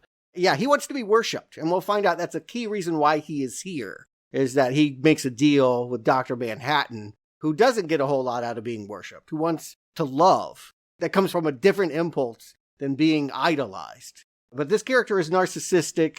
Again, he calls himself the smartest man in the world. He's marketed himself as a line of action figures, and he's the one that created nostalgia too. Yes, the perfume. Yeah, well, perfume and lots of other things, but the pills that Will is taking that encapsulate his memories, that was his that became Lady True's. Like she adopted it. It was a perfume formula in that comic. Oh, is that what it was? It wasn't pills. So she took a perfume and turned them into memory medicine. Wow. But yeah, in general, I always appreciated, without understanding what it meant, that we would have these comic moments in each episode with Jeremy Irons. But around this time, this is when we start to realize that he's calling it a prison. He is firing dead clones up in a catapult, and they kind of just disappear in the sky. There's a certain point where they reach and suddenly they're gone. They vaporize. He knows that there's something beyond the barrier and is trying to create a spacesuit to go out and explore it. Yeah, I like how this is dribbled out. It's like a 5-10 minute segment in each episode. And he'll put on this play of Dr. Manhattan getting his powers, and it's really gruesome as he burns one of those clones, but then he takes the watch and you see he's like studying the casing. And I like putting all those things together. Yeah, flinging those clones out. I'm like, okay, he's trying to escape something. Obviously, he's in some weird dimensional bubble or something right now. One of the Phillips clones actually wears a mask and calls himself as the game warden. After he shoots a buffalo, he's like in trouble with this guy. You think, oh God, this is what could have happened if in 1985, this was the guy that engineered the fake alien invasion that averted nuclear war. It should be said he did, in fact, accomplish some of what he wanted to do, but we at least averted war with Russia, right? That's the silver lining that comes out of his massacre of human life. Yeah, his frustration is he wants to build utopia, and you get this nice little scene where you find out we're still gathering arms, even though there's still peace, we're still preparing for war, and he feels like a failure, and he's like, how do I fix this? Yeah, this is his utopia. He chose this because it sounded perfect, and I think we hear, it's over the course of about 8 years that he's here, but we hear that by year 4, he starts to think of it as a prison, and that's when he starts building this suit. And eventually, when it's safe enough, after enough Phillips people have tried it on and frozen to death or whatever, he goes out into outer space, and we see that all those bodies are landing on the surface of a moon of Jupiter. Again, what I love about this series is that you can't just predict where it goes next. There is sort of a random sense of adventure that anything could happen in the next scene. We could go anywhere, that people could be wearing any kind of like a panda suit, whatever. And yet I'm buying all this weird stuff on a moon of Jupiter way better than I'll ever accept Aquaman hanging out with Rorschach. All this stuff feels in spirit of that original Watchmen series, which has impressed me. Like, they haven't really deviated from that yet. Agreed. Yeah, it has all of the characteristics of Alan Moore's writing without all the monologuing, which, again, was a real drag. When they do monologue, they get mocked in this. Yes, I agree. And so, just to kind of wrap this up, because it'll keep going throughout the episodes, but let's just kind of finish up since we're talking Ozymandias, that he basically is using the bodies to create a message, save me, daughter. He knows that there's a true satellite up in space, and that if he lets Lady True know that he's here, she will send something to rescue him. That is his ultimate plan for getting out of this prison. But we don't know that daughter part yet. They haven't revealed that. No, what we see is save me, D. And so who is D, or what is D starting? Dr. Manhattan? I didn't think about that. I mean, my mind went to something like save me, dumbass, something along those lines. But yeah, we just see save me and then the letter D. I also wonder, did he run out of time? Is D the end, or is there more being teased? Right, because it gets yanked back. It should be said that the game warden pulls him back, puts him on trial. There's this whole kangaroo court with pigs squealing guilty and what have you. He's thrown into a dungeon, and we think that that's it for this escape plan until someone smuggles the horseshoe. Yeah, it was, help me out. It was like his crest or something. He wore a headband that had a horseshoe on it, right? Well, no, the horseshoe is because that's what Phillips would bring instead of a knife, because the clones weren't smart enough. And so To me, this was very symbolic of him having to embrace the irrational to escape. But when they bring him the horseshoe, he says, not yet. I don't need this yet. And so it's like he knows he's going to need the horseshoe at some point in time, but not when cutting the cake. But anyway, let's get to, I think, a highlight episode. At least it was for me. Episode 5, we're going to dig into Wade. Absolutely. My favorite episode of this whole series. Strong recommend for this episode. Best episode. He's looked like a cool character. He's kind of Rorschach, but he's against the Rorschach militias. What's he really about? It had to be pointed out to me in some of the extra materials. While people use him as a mirror, if you look in his life, he does not have any mirrors. In his bunker, he doesn't ever look at his reflection. He is a character that wants to look into the souls of others, but can't look into himself. Which makes him Rorschach. That's what I love about him. He is this variation of that character. The mask kind of plays the same thing with the way light reflects around it, and you see whatever you want to see in there. We see Lori cleaning her teeth at one point, using it as a literal mirror. Yeah, I like that. She says if you wear a mirror, people are going to use it. Don Johnson, too, got dressed in his sheriff outfit by using it. It seemed just like a cute affect. It's this episode that really teaches us this is his security blanket, right? This is the thing that he goes to because he's terrified. It's his tinfoil hat, literally. Quite literally, in the way that we use that expression to talk about conspiracy nuts. He has a real reason to be afraid, though. This is a great opener when we see young Wade stepping off a bus from Tulsa to Hoboken, walking the Jersey boardwalk, and trying to convince people that they should be Jehovah's Witnesses. Yeah, obviously, we don't know that's him initially. We just see this as a flashback, and yeah, I didn't know he was Jehovah's Witness. I knew it was some kind of religious bit, but I didn't catch Jehovah. Yeah, Watchtower's a Jehovah's Witness. Oh, okay. I'm not familiar. But this is just a fun vignette that opens it because he's there with the Bible group trying to approach some what look like bad kids to convert them. And this girl lures him into a fun house, and it's like his belief in the Bible only lasts as long as until a woman starts flirting with him and she starts taking off his clothes. True to life. Right. I mean, this is almost cliche at this point that sure, you're filled with stopping the sinners, but maybe you're there for other reasons. You know, like it was like that joke recently that got told in The Killer of just like, maybe you aren't there to shoot the bear. I love the fact, too, they've gone back to Alan Moore and the artwork. It's the Top Knot Gang, who was a big factor. I don't think they were a big deal in Snyder's film, but it was a part of the real chaos that was escalating in New York City, that there was this gang of dudes with top knots. They really actually channeled the look. Again, it's the era, 1985. This is in that timeline. And that means that, yes, this is the biggest difference between Snyder's movie and the comic book. They excised the idea that there was a giant squid that appeared in Manhattan that was meant to make people believe that we have to put down our nuclear weapons and worry about space aliens. Yeah, I was wondering if we were going to get like an actual scene with the squid, because earlier we saw some squid rain. It's been mentioned that these squid phenomenons are still happening, but he takes pictures of them too. Yeah, and we're going to see the actual event here. Mm-hmm. Yeah, it's just a stunner. Again, like I'm not thinking about it anyway. When he's pulled in there, we're just so titillated by him about to get a blowjob. And then this woman runs away with his clothes and he's, full of self-hate, self-loathing, looking into all these funhouse mirrors. And then bang, they're all shattering and blood's coming out of his nose. He steps out of there and everyone on the boardwalk is either holding their ears or dead. I mean, the camera pulls all the way back to Manhattan and all those tentacles. Yeah, a triumphant cinematic moment. Triumphant cinematic moment.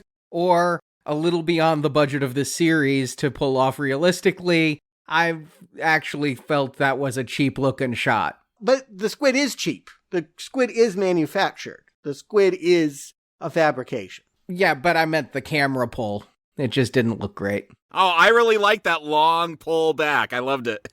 Yeah, technically, I think this series is flawless. I also want to compliment here. It's a good enough place as any. Trent Reznor is doing the score, and I think that, yeah, it's familiar. I mean, it sounds like Nine Inch Nails. Yeah, it's Trent Reznor on autopilot doing what Trent Reznor does. Well, okay, but I think it pairs with the material better than, say, Zero Dark 30.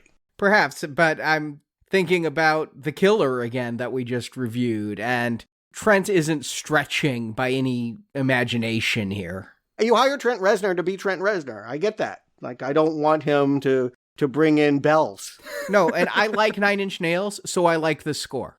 But it's about as simple as that gets. It's not going to blow you away. I think he kind of stretched with Social Network. He went outside the box on Social Network and did it well. Here, he's way back in that box.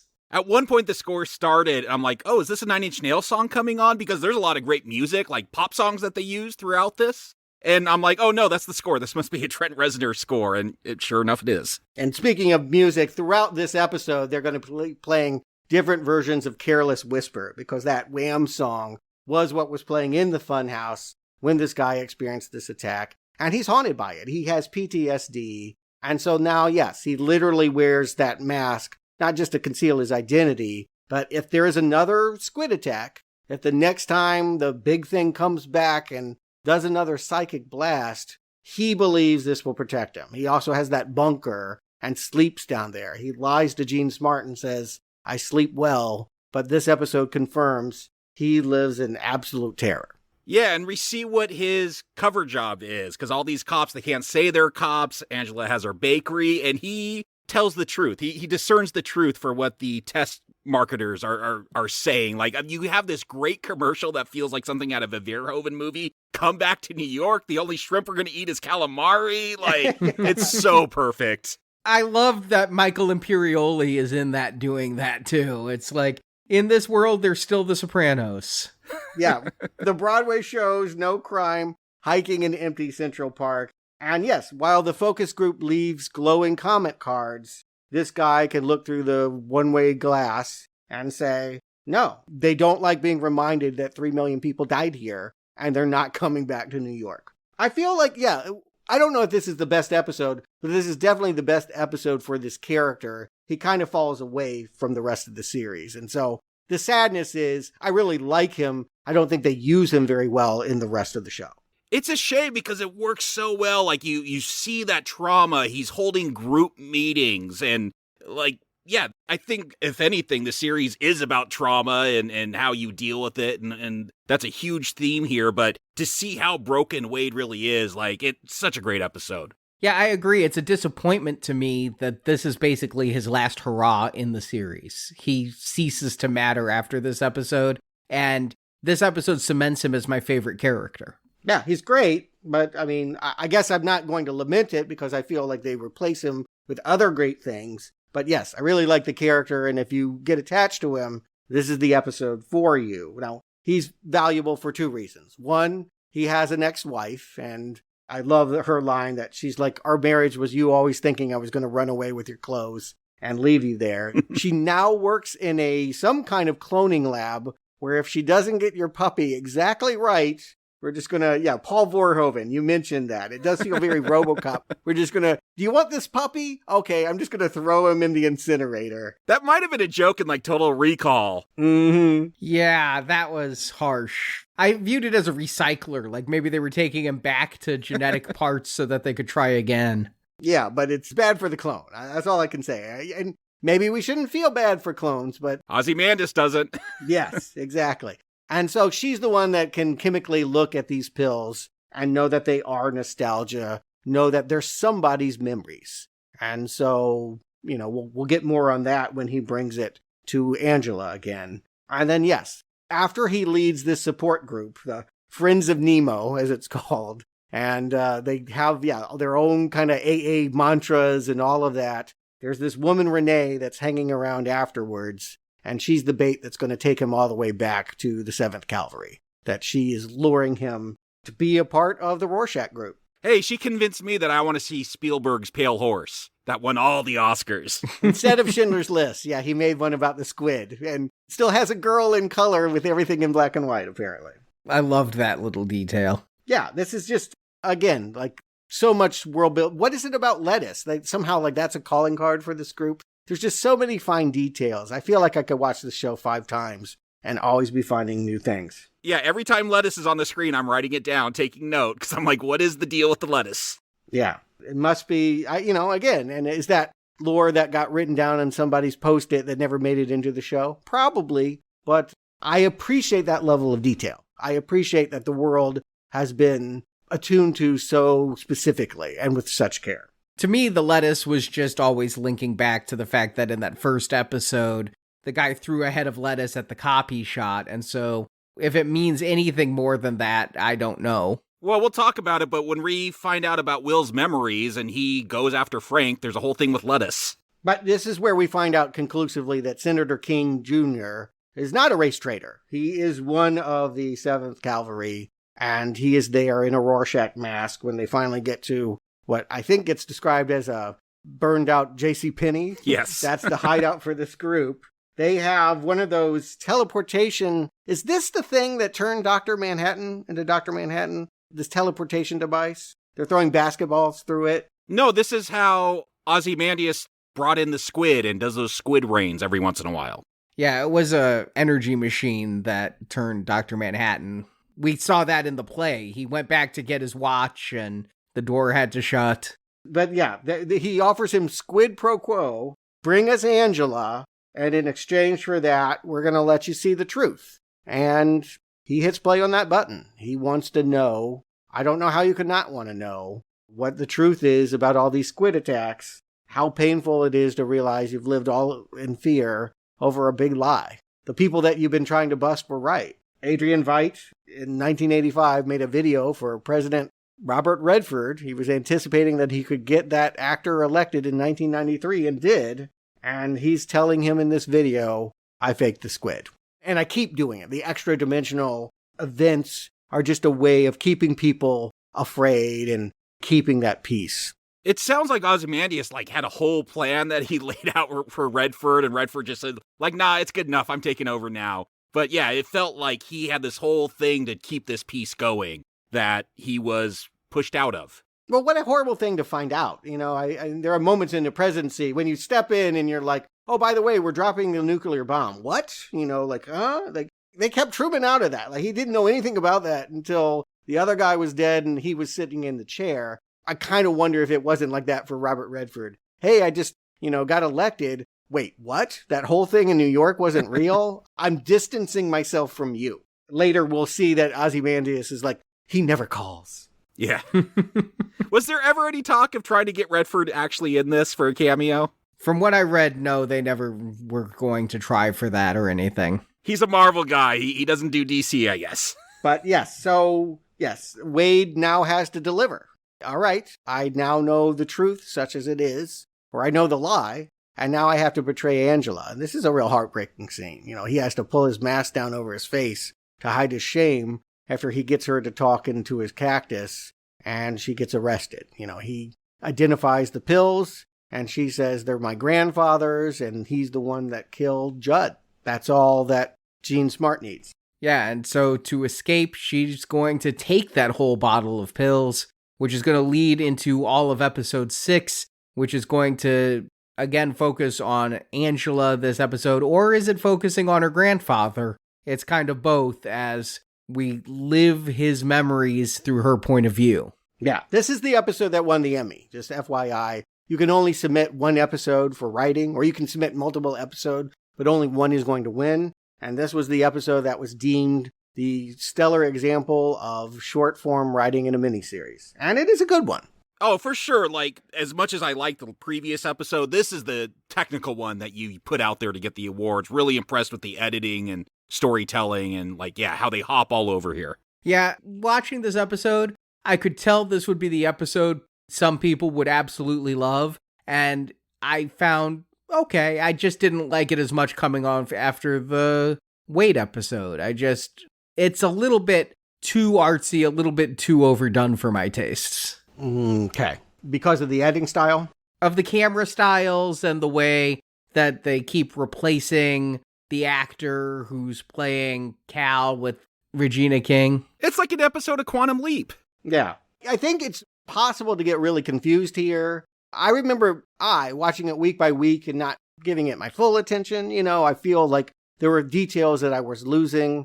But I don't think the gift that I can give this series is, even if you're a casual viewer, this is so expertly made that I think you can kind of just roll out on stuff that isn't making sense to you and still get what's going on here. Yes, Angela is learning what Hooded Justice really went through and starting the first superhero team. The episode actually starts with this show, American Hero Story, which is, again, I talk about how they take pot shots at television and, videos from the 80s and what have you. This is the myth. This is the one that gets it all wrong. This is the one that unmasked it, and it's Cheyenne Jackson, a light-skinned man. They have no idea, and the world has no idea, that Hooded Justice wears that noose and wears that hood because he was lynched by police officers, because he was a black man that was actually hung in a tree. And yet American Hero Story somehow knows he was gay. I don't know how they knew that. Yeah, and it's interesting, too, because he was supposed to hide that. But you know how people are. They want to know that kind of gossip. Yeah, and this was all hinted at in what Alan Moore originally wrote, if you read those long text pieces at the end of each issue. Yeah, yes, let's just put it bluntly. Will had a lot on his shoulders. That, yes, we start with him joining the police force in New York. You said you wanted to leave Tulsa. This is the episode that does that. In 1938, he is one of 2 black officers on the force, and as he's getting his badge, they have the other black guy pinning it on him because, 1938, he's told, beware of Cyclops. And it isn't long before he sees that this police force is infiltrated with a racist organization that makes funny hand gestures that I guess kind of look like a Cyclops. It kind of looks like that OK symbol that everyone was claiming was super racist anytime Trump made it. Yep, that's what I was thinking too, Jacob. Ah, okay. Yeah, that's the Q, the QAnon.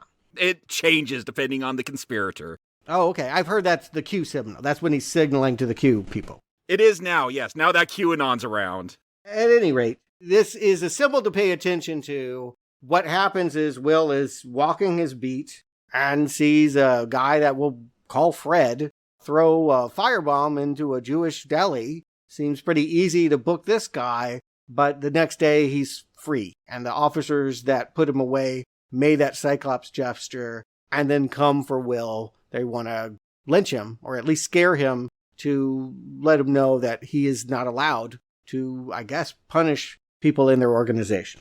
I mean, it didn't start well even before this when he was at the ceremony graduating from the academy. Like, he gets passed by the white chief and the black one. That's when he whispers that beware of the Cyclops and puts that into his head that there's some great conspiracy out there. Like, it wasn't a good start from day one. And so it's interesting, there was this journalist, a black journalist named June, who was there. She's kind of harsh on him. She's basically saying, I'm not sure you're the kind of person that should have a gun and a nightstick. Like, you're a fearful person. But she is the one that gets the idea. And I kind of wanted to spend some time unpacking this. She's the one that wants to make him white, right? After he is strung up in a tree and almost killed, he's cut down, he stumbles into an alley, and he stops a mugging. And from that point forward, he thinks that maybe, because he gets good press with that, I should continue to work this way. I'm more effective in enforcing the law as Hooded Justice than I am when I'm a beat cop. But the thing is, and the reason why American Hero Story has it portrayed by Cheyenne Jackson is he puts white on his eyes. He does not let people know he's a black man because they wouldn't root for him. They say the line, white man in a mask is powerful, a black man in a mask is frightening. Yeah, I don't know what's to wonder. I think she's right on with her assessment here, is that he goes out as a black man doing this and they know he's black. He's going to get lynched again. Well, I guess what my curiosity is, why does she endorse it at all? It seems like she was very much against him being a law enforcer, that she saw him as unstable. Yeah, and she says you have some kind of anger in you, and this is the way for you to get it out. She's like, you are serving justice, and it's helping you get all that anger out, so maybe do this 2 or 3 times and get it out of your system. That's how I took it. Okay, that makes sense. If you can get this rage out, maybe you can go and be functional. And instead what happens is he gets recruited to a superhero organization and has an affair with a man.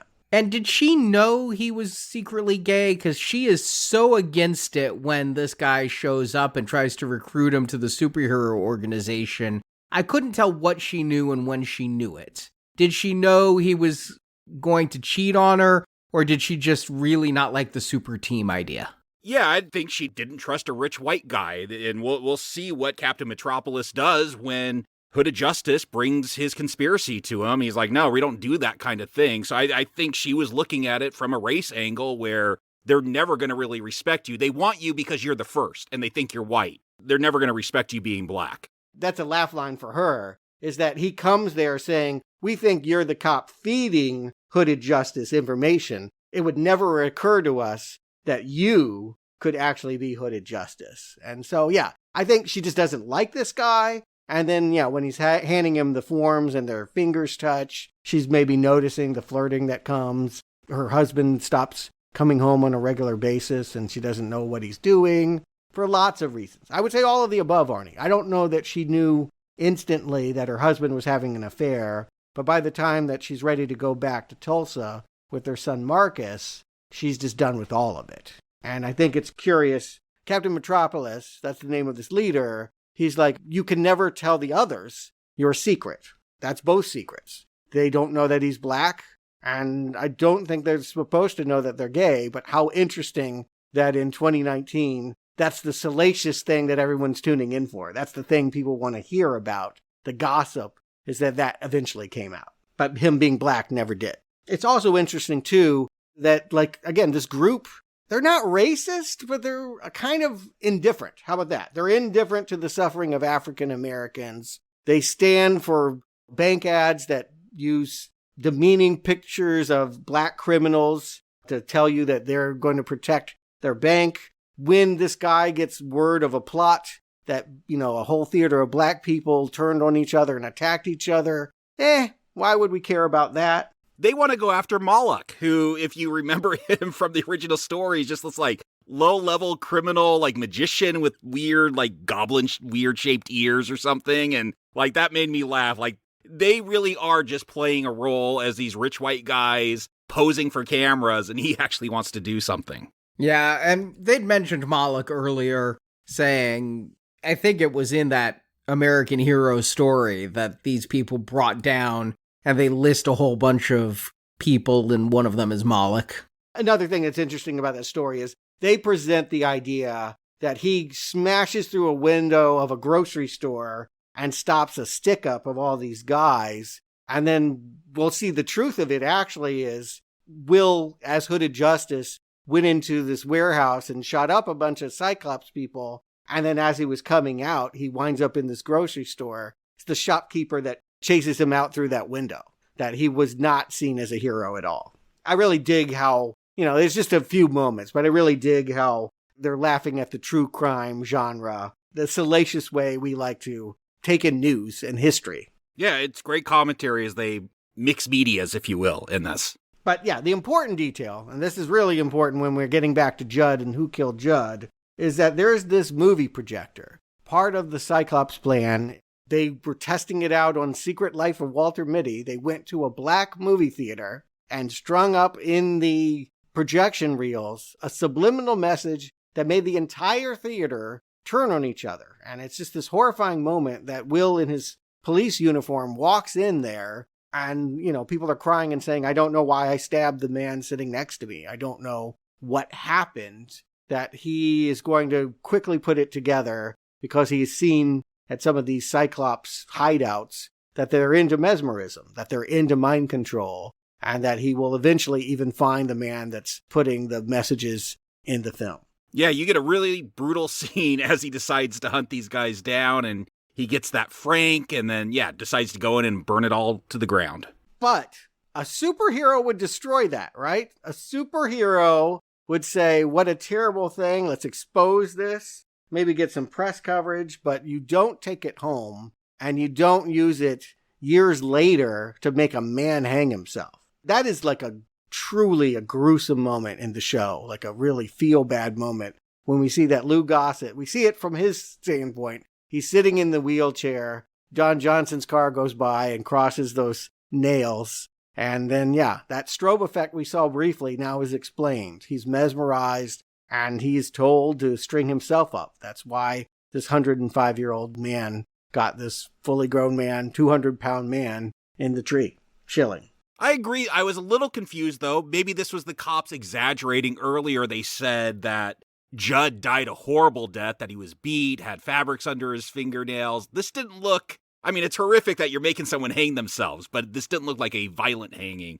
that they described earlier, so maybe that's just the police exaggerating things to get the other cops riled up. Mm-hmm. It certainly had that effect. And we see that drip, that's, I think the logo, if you buy the Watchmen comic book now, it's a smiley face pin that the comedian wore with a little drip of blood on it. We see that blood drip down onto his badge. I like those little touches. Sometimes I feel like these redos, they're so in love of what's been done in the past that it just becomes referencing. And Arnie, sometimes I hear you say it's not a strength of this, that they're willing to spend so much time on new characters and new things, but I think the balance is perfect. I think that we have just enough of what was done in Alan Moore to feel tethered to it, but it also feels like its own thing and living on its own energy and is relevant now.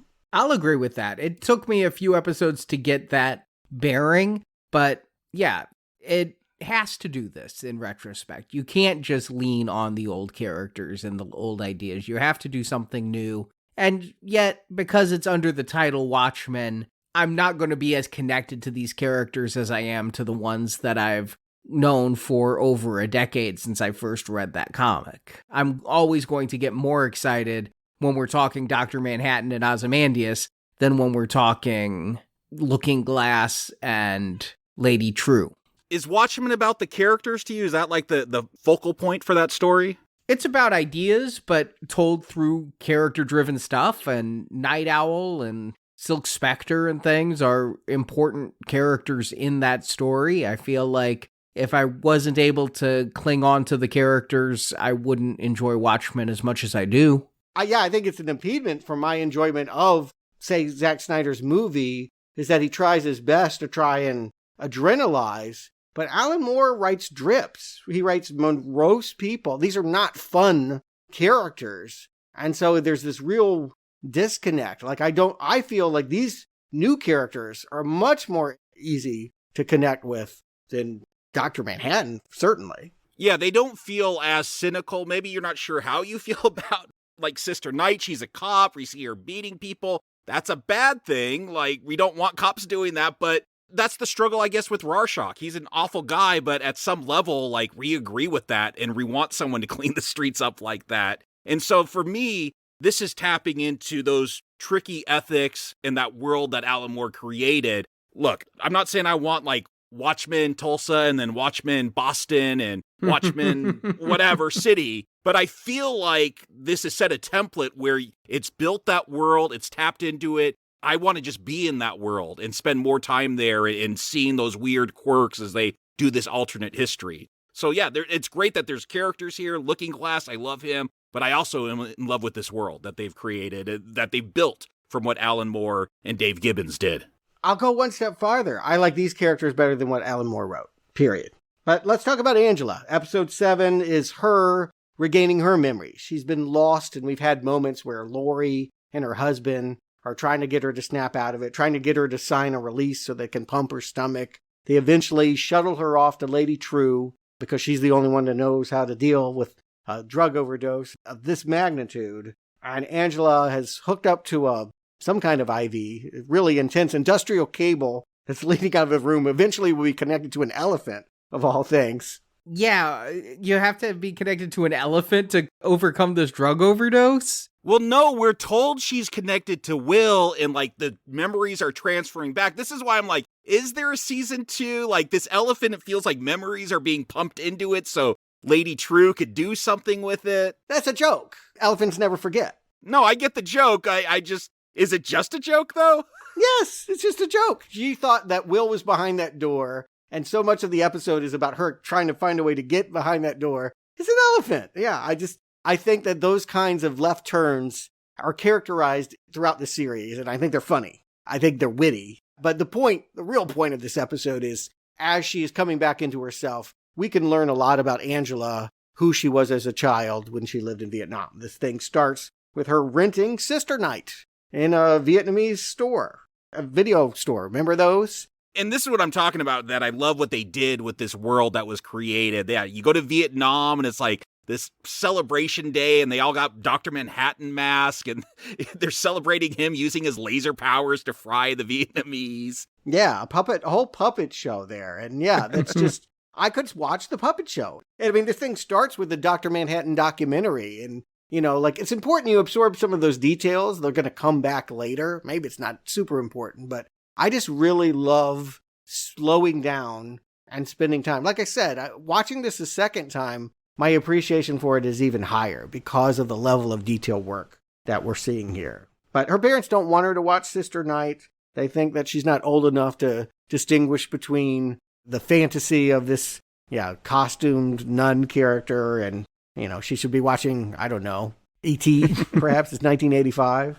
If E.T. got made, I don't know if Spielberg made E.T. or something else. You don't do alien movies after a squid attacks you. Yeah, but the squid came in 85, E.T. came in 82, so we'd have E.T. Yeah, I don't think the squid has happened yet.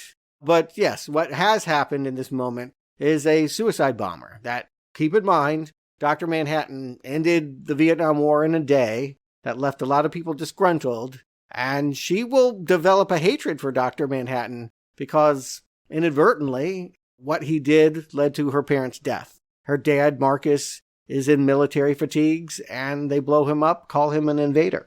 And this was the boy, it's important to realize in the previous episode, who saw his dad putting on the white makeup, tried to put it on there, and the mom said no. You know, even though she was initially encouraging Will to do that, she did not want Marcus to do that. And it seems like he went a different path, that he doesn't support superheroes now, doesn't want his daughter watching Sister Night, has joined the military, the government, instead of putting on a cape and cowl. I think that says a lot about how fathers and sons can see the world differently. Yeah, the mother says that the father had a bad experience with a man in a mask, and we see the flashback to when the boy tried putting on the white person makeup over his eyes, and that really made the father angry, and that's when the wife and child left to go to Tulsa. Yeah, I thought that was a powerful scene once he sees his son replicating his behavior and, you know, the son doesn't understand why his dad's doing it, putting on white face, like, powerful moment.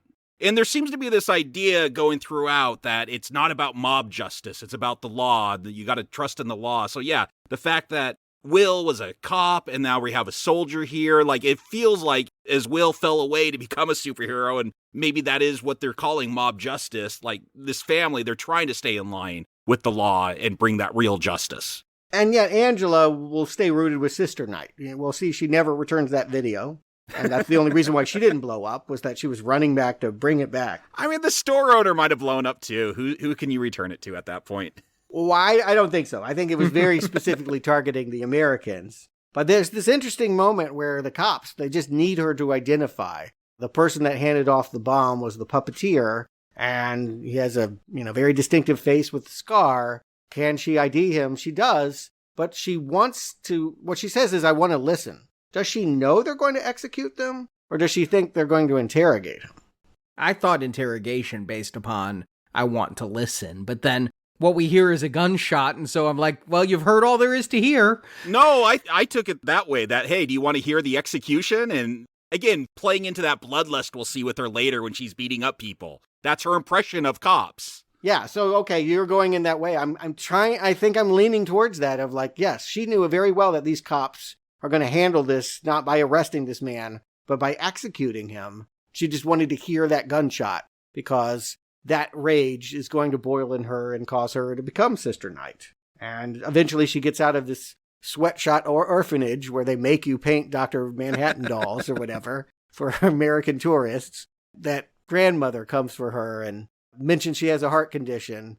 Fortunately, she survives long enough to get her out of the orphanage and she doesn't have to go back, but she dies right there as they're packing up to go back to Tulsa. So that means she just grows up on the streets? Because she stays in Vietnam at that point.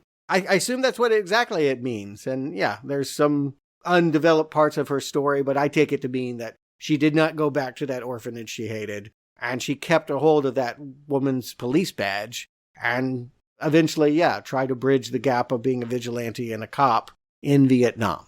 I didn't take her as a vigilante in Vietnam, so that's an interesting reading. Well, I think that was a motivation, the fact that she wanted to be Sister Night and watch that movie so bad. I feel like that was an influence and that was pushing her towards that vigilantism. Yeah. I don't think she actually put on the stuff until she moved to Tulsa, until White Night happened.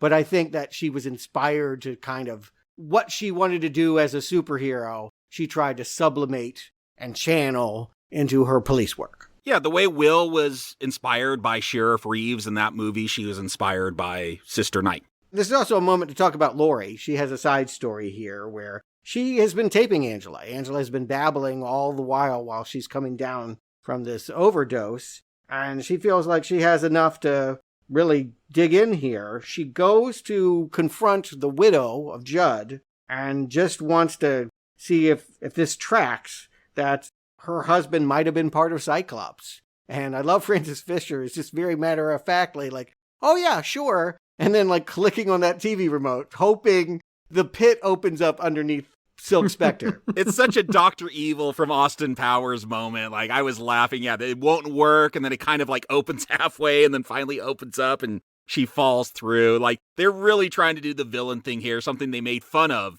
in that original Watchmen series. Like, you don't do any of this stuff. It felt like something from a different comic book. It felt like something from a Golden Age comic, not something from a Watchmen comic. I agree with you, and I'm going to say, and I like it. I feel like it's too drab. I feel like having reread Watchmen again, and even rewatching that movie, it's just so much gloom that it becomes a little oppressive. We want to laugh. We want people to have a sense of humor. We want some variance. And these gloomy gusses, they're cool. It's cool the way that Alan Moore has thought about what they mean and deconstructed them. But I like these characters more, in part because, yeah, they make me laugh in moments like this that I wouldn't expect to be in the Watchmen show. And so basically, Lori wakes up in captivity. Keen comes to her, and again, I love it. He wants to do the bad guy monologue, and she's like, could you just shut up? I really don't want to hear this. But it's a hard being a white man in America, so I'm going to try being a blue one. His whole game is, if we haven't been able to figure it out from earlier snippets of him and Wade, is that he is going to capture Dr. Manhattan and use his power to, originally they were going to just take over the White House. It sounds like they were going to drive up in trucks and storm the gates. Oh no, I thought he was working his way through politics to become the president legitimately, and that's what I took it as. Maybe, yes. I think that was a plan. But it sounds like it became very focused on the idea that, yes, who needs to be the president when you can be even more powerful? And that, yes, Dr. Manhattan needs to be reflected, is the only true superhero, right? Of the whole Watchmen universe. The only one with magic, supernatural powers. So, yes, you get those, and you could really do anything. And apparently it's just an open secret that Dr. Manhattan is not on Mars. Mm-hmm. And that Angela is not really surprised when Lady True finally tells her that. That finally says that, yeah, this group, 7th Cavalry, is going to capture him, absorb him, and she's not shocked.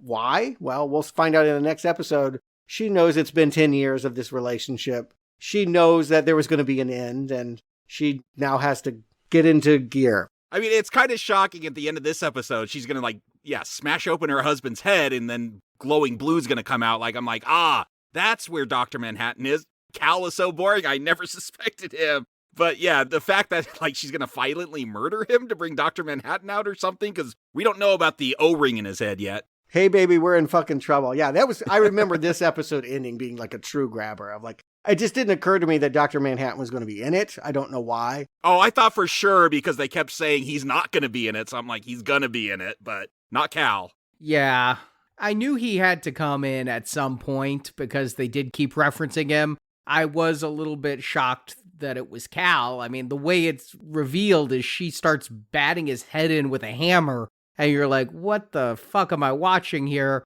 And then you see the blue light come out, and it is a big shock moment. Yeah. Again, episode 7, I don't think there's been a dull one. I mean, I think maybe episode 2, episode 4, there's been ones that have had less reveals or maybe focused on characters that are less dynamic, but there's always something. There are always mysteries, tantalizing things you want to know. And yeah, how she's been living with Dr. Manhattan, having this relationship, what that means, get answered very well, I think, in episode 8. A god walks into a bar. I love this episode because it reminds me of my favorite issue of the original Watchmen series. Because there's that issue that is the Dr. Manhattan issue where everything is happening at once and we're seeing his history non-chronologically because he experiences time all at once. And so we see his relationship with the first Silk Spectre, the second Silk Spectre, his disillusionment with mankind. We see it all at once. And here they're going to copy that beat for beat as we see this. Who is this actor playing Dr. Manhattan? We're never going to see his face because they want it to just be Yahya Abdul-Mateen. It is Yahya. Is it? It doesn't sound like Yahya. The voice is totally different. Yeah, the one wearing the mask in the bar does not sound like him. Yeah, and he doesn't have a similar body type from what I can tell. Oh, okay. You mean just in this moment. I thought you meant when he's blue and glowing. In this whole episode, it's somebody else doing the monologuing, doing the talking. And all the stuff in the past, yeah. I mean, it gets said that once they find the corpse, that the person that they picked to model him after, he looks different and he sounds different. But yes, I don't know if that's Yahya doing a different voice behind a mask. It didn't occur to me. I do like what you're talking about, the non-chronological editing, helping us understand his point of view, how he sees everything as inevitable because it all happens at once. And it's a funny meet cute with Angela, who's, on the, 22nd anniversary of her parents' death, drinking a cocktail, and the last thing she wants is to see a Dr. Manhattan hitting on her. I think these two have such great interplay here. She has all these reasons for why he should go away. I hate Dr. Manhattan. I never wanted kids. Why get involved in a relationship that's destined to fail? He has good answers for them all. He keeps charming her with his wit and his matter-of-fact confidence that it's all going to end up with them together. I like a lot of this stuff. There's one part of his history showing, I guess it's just too on the nose when they flash back to when he's a child and he watches this couple have sex and they're like, creation is a very good thing. You should read Genesis in the Bible. And then he's going to go on to create Adam and Eve on Europa. And it's just a little too on the nose. It does feel like they're trying to give a different view of Dr. Manhattan, who was so passionless, and that was his struggle and his problem in the graphic novel, is he just couldn't care for humanity. And the reason he comes back, because this could be controversial, in that comic book, he just goes away, goes to a different galaxy. Here, he fakes going to Mars, and he's really on Europa building his Eden, and then he's like lonely, so he wants to come back and try to connect to humanity. I don't know if that 100% tracks. Yeah, it does. I mean, what he says is, I wanted to experience the love that these people showed me, and then it just ended up being worship. Like, being worshipped is not being loved. It's a kind of love, but it doesn't allow him to have the emotional response that he probably did as a child, that he did for this couple in this moment. And that's, yes, everything that he's going to do is about tricking himself to forget his powers so that he can have the very human response of falling in love. I really like that. And it also just explains why Crookshanks and Phillips, they all look the same.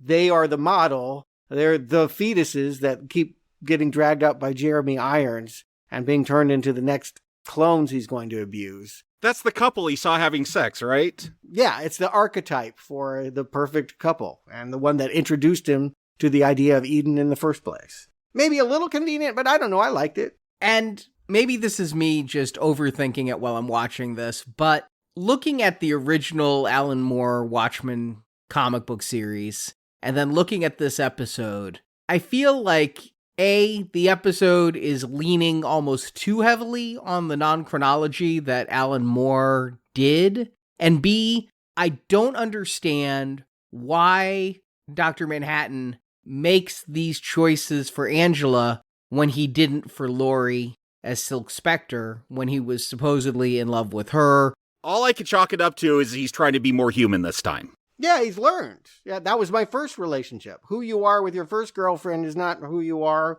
with your next one. Hopefully. You're learning as you go. But he doesn't learn as he goes, because he doesn't go. Everything is at once to him. He knows everything at once. So if he would do this sacrifice? Why would he wait for Angela to do the sacrifice? I don't understand even why he approaches Angela at the bar. I'll just say I like this episode. I like how they're replicating that comic by jumping around. I just do have issues with Dr. Manhattan. Maybe on more viewings it will get ironed out, but it feels like a lot of his stuff. I mean, he is a god. He knows everything. Maybe he's just here because he knows he needs to be here for events to turn out the way I guess he wants them to save the day. But a lot of his stuff feels convenient. Oh, I mean, it doesn't allow for free will. It doesn't sound like he feels like he's an active participant in his own life. It sounds like I'm doing this because this is what has to happen, and that not because I'm making different choices, so to speak. So that's how emotionally he's experiencing it. And I think that's what he wants to escape. When he was on Europa, he didn't feel that connection, and he thinks with this woman that he can have something different. And so they're going to create a tunnel of love. I like this as a metaphor. They date for 6 months, and then they break up, because how annoying would it be every time you have a thought, every time you're going to do something, your partner tells you, oh yeah, I know you're going to do that, and I know why you're going to do that, and I know what it's related. I mean, yeah, you wouldn't be able to have a relationship with Dr. Manhattan. You could only have a relationship with Cal. Yeah, and like Lori, who Dr. Manhattan's doing scientific experiments and sending duplicates of him to go bang her, like we see that during this sex scene. He's somewhere else and she's asking, where are you? And it kind of kicks off this fight. And that grew. I mean, it should be said that there was still some humanity in him. And the more that he explored his power, the more he went to Mars, the further connected he saw, why am I worried so much about humanity when there's so much more, is the way that I took him in the comic book. And here, yeah, he's trying to come back. He's trying to connect to some part of him, of what he saw and experienced as a child. And so that's really, he's tricking himself into being able to be a human being again. He strikes a deal with Veidt, that basically he walks to Karnak, his Antarctic lair. We'll see that Jeremy Irons is there watching CNN, seeing that a nuclear power plant has melted down. And yeah, it didn't work. I tried to create a utopia here by ending the nuclear standoff, and they still love their nuclear weapons. They still love their nuclear power. This has not changed a bit. That Manhattan can basically say, do you want to live in my utopia and I'll take yours? That sounds like a fair trade. It sounds like the narcissist would really love to be worshipped, and that Cal, when he pops in, I'll just call it the ring, he has this insignia on his forehead that, you know, Ozymandias has done something to it to make him forget. There's some technobabble about covering it in some kind of particles. Here's the thing. What I do love, and maybe this is too cutesy and too much of a callback to the original, but when he's like, I made that device 30 years ago, just like when he monologued and said, oh, I already ended the world 30 minutes ago. Like, I don't know. It was a funny little throwback that it almost felt like he says it. This was his plan A to try to defeat Manhattan and stop him so he could go through with his plan to bring in that squid. And how fun to be able to use something that you already invented. Again, you can see the agony of a guy that it just kills him that he's getting no credit for any of this. I want people to say, you're awesome for doing what you've done. So yeah, he should really love Europa. He should really love, we'll see that he probably did for a little bit until it became that prison. But yes, for Angela, it's kind of a romantic, it's almost like a marriage. You know, she takes it like a ring. She says, I love you. She pops it into his head. And now he doesn't have to be burdened by all of that God complex. Now he can just be a loving husband. The whole setup is that it just makes him forget that he has powers, so he won't use them unless it's a instinctual thing, like just a reflex in a time of high stress. Yeah, but it will only be for 10 years. He knows that this is a tunnel of love. I'm inside of this, and once we get to the end of it, it'll be 10 years, and it will end tragically. I also love this line of like, why would I want to do something that's going to end tragically? Don't all relationships? Yeah. Yeah, I guess when you look at the end, there's always sadness. So yes, nothing goes on forever. Is 10 years worth it to be hopelessly in love for 10 years? Angela bites, you know, she says, we need to move somewhere else. We don't need to be here in Vietnam where people know me and they might know you. We'll manufacture a car accident and say, you know, all of this he thinks is because he's had a car accident that's given him amnesia. And now we can go to my folks in Tulsa. And that sort of explains how she got from Vietnam to where she's been at the beginning of the series. And we jump to 2019 again, where she's finished taking the hammer to his head, and they're trying to figure out what is best to do. He's trying to get his bearings to what's happened in the last 10 years, and the kids see him. He refuses to stop looking like Cal and sounding like Cal, so the kids see a blue cow walking in the swimming pool. You're not going to ignore that when your adoptive father is, doing Jesus tricks. And he teleports them away to Will. And this is an interesting moment. He knows Will is waiting in the Playhouse, the movie theater from 1921 that's now hosting the all-black Oklahoma play. He has Will waiting for him there. It was a deal they struck 10 years ago. When he was setting up this tunnel of love, he went to see Lou Gossett Jr. in New York, told him what he needed to know. That's why Lou Gossett was talking about Dr. Manhattan. And we have sort of a chicken and egg paradox. Angela asked Dr. Manhattan to ask Will, why did you think that Don Johnson was Cyclops? She puts that idea in his head. She is essentially killing Don Johnson in this moment. And I thought this was, again, going to go in a very different direction than it does. Again, Watchmen's about tragedy and superheroes that can't save the day. So I'm like, oh, Angela caused all this. Maybe Don Johnson was an innocent guy after all. Maybe that was just a relic from his grandfather that he kept and he wasn't racist. And unfortunately, none of that really plays out. Like, they say that line that we've created all this and we've done this loop, but I don't know. Does it mean something? Well, again, when you think about blood on hands and clean labels, it just helps with the idea. There's no way of really knowing whether Don Johnson deserved that, Judd deserved that, and there's no way of really pinpointing who killed him. But you can see that, it's muddy, it's gray, it's messy. It at least allows us to see Lou Gossett Jr. as a little bit more understandable. Because at one point, he was saying tick-tock and hanging out with Lady True, and I was like, okay, he's definitely in on the bad guy plot. And now I can see that he has been secretly working with Dr. Manhattan and their allies, and that, what he was doing, we knew that he was working on a plot to kill Dr. Manhattan, but it's at his consent. I mean, what gets said is that we had an agreement that this is how it was going to end.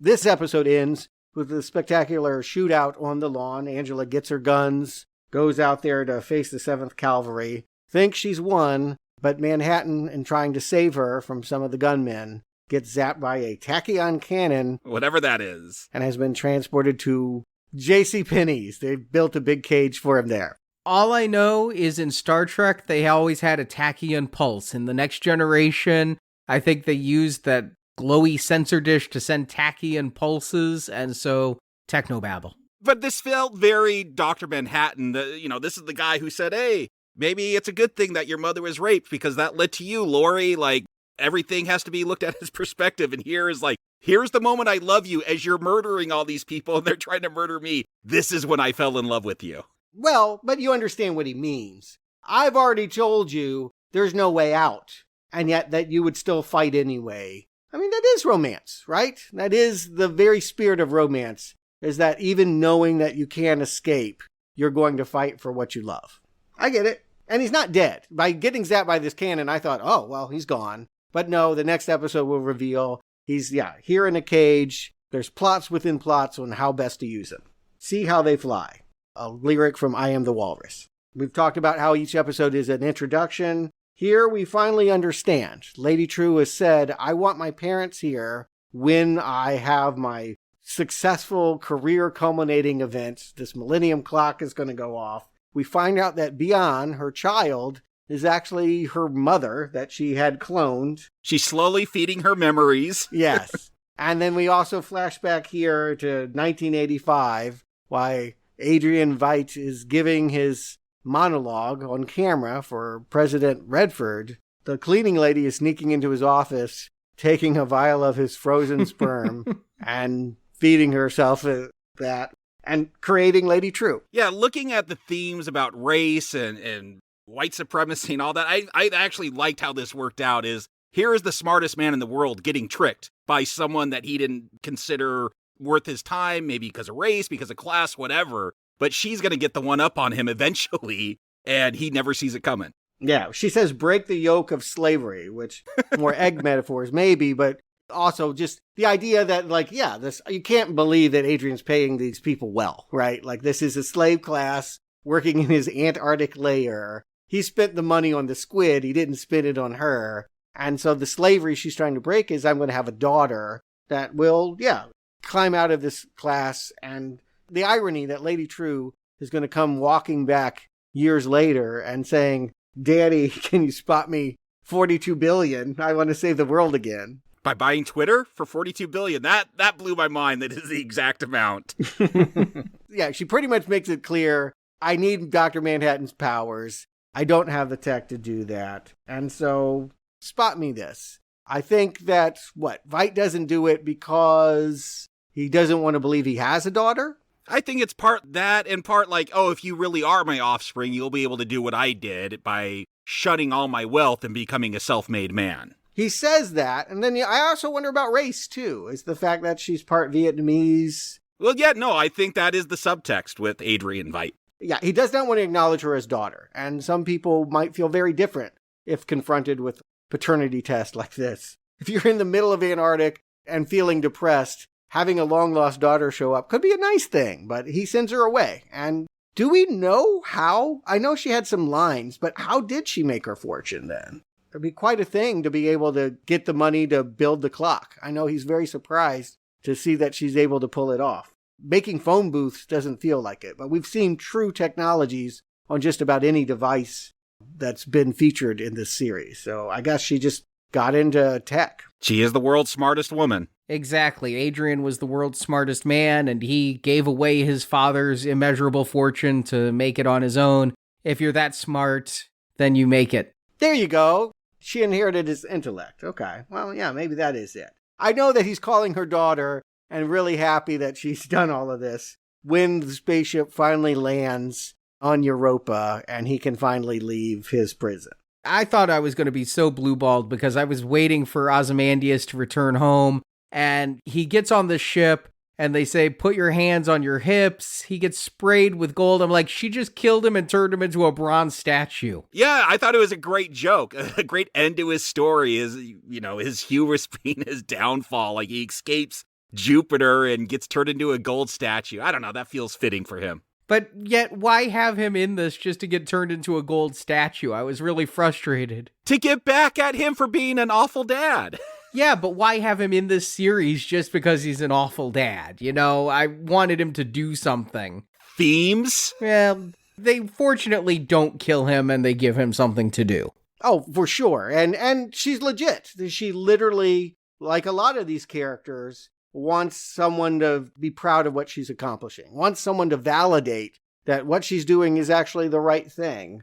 And so, yeah, that she wants both her mother and her father here in this bizarre form, be it in a statue or as a cloned daughter eating nostalgia pills. Yeah, a weird Lady True.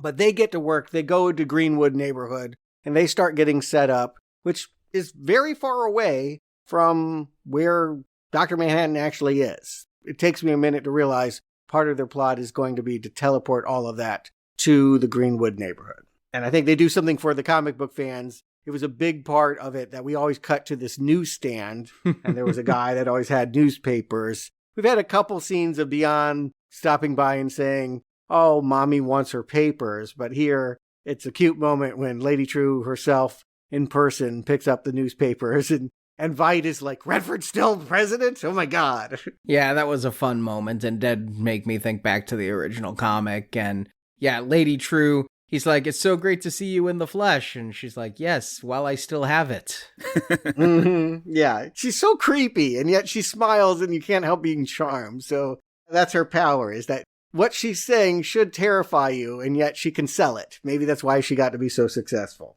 And Ozymandias does get to do the Rorschach thing at the newsstand, where Rorschach was always that mysterious guy with the end is nigh sign. He's going to say the words, the end is nigh. Yeah, because the Millennium Clock, help me out with this. It doesn't really look like a clock. They're just saying it's a clock because in the comic book run, they were always talking about the Doomsday Clock.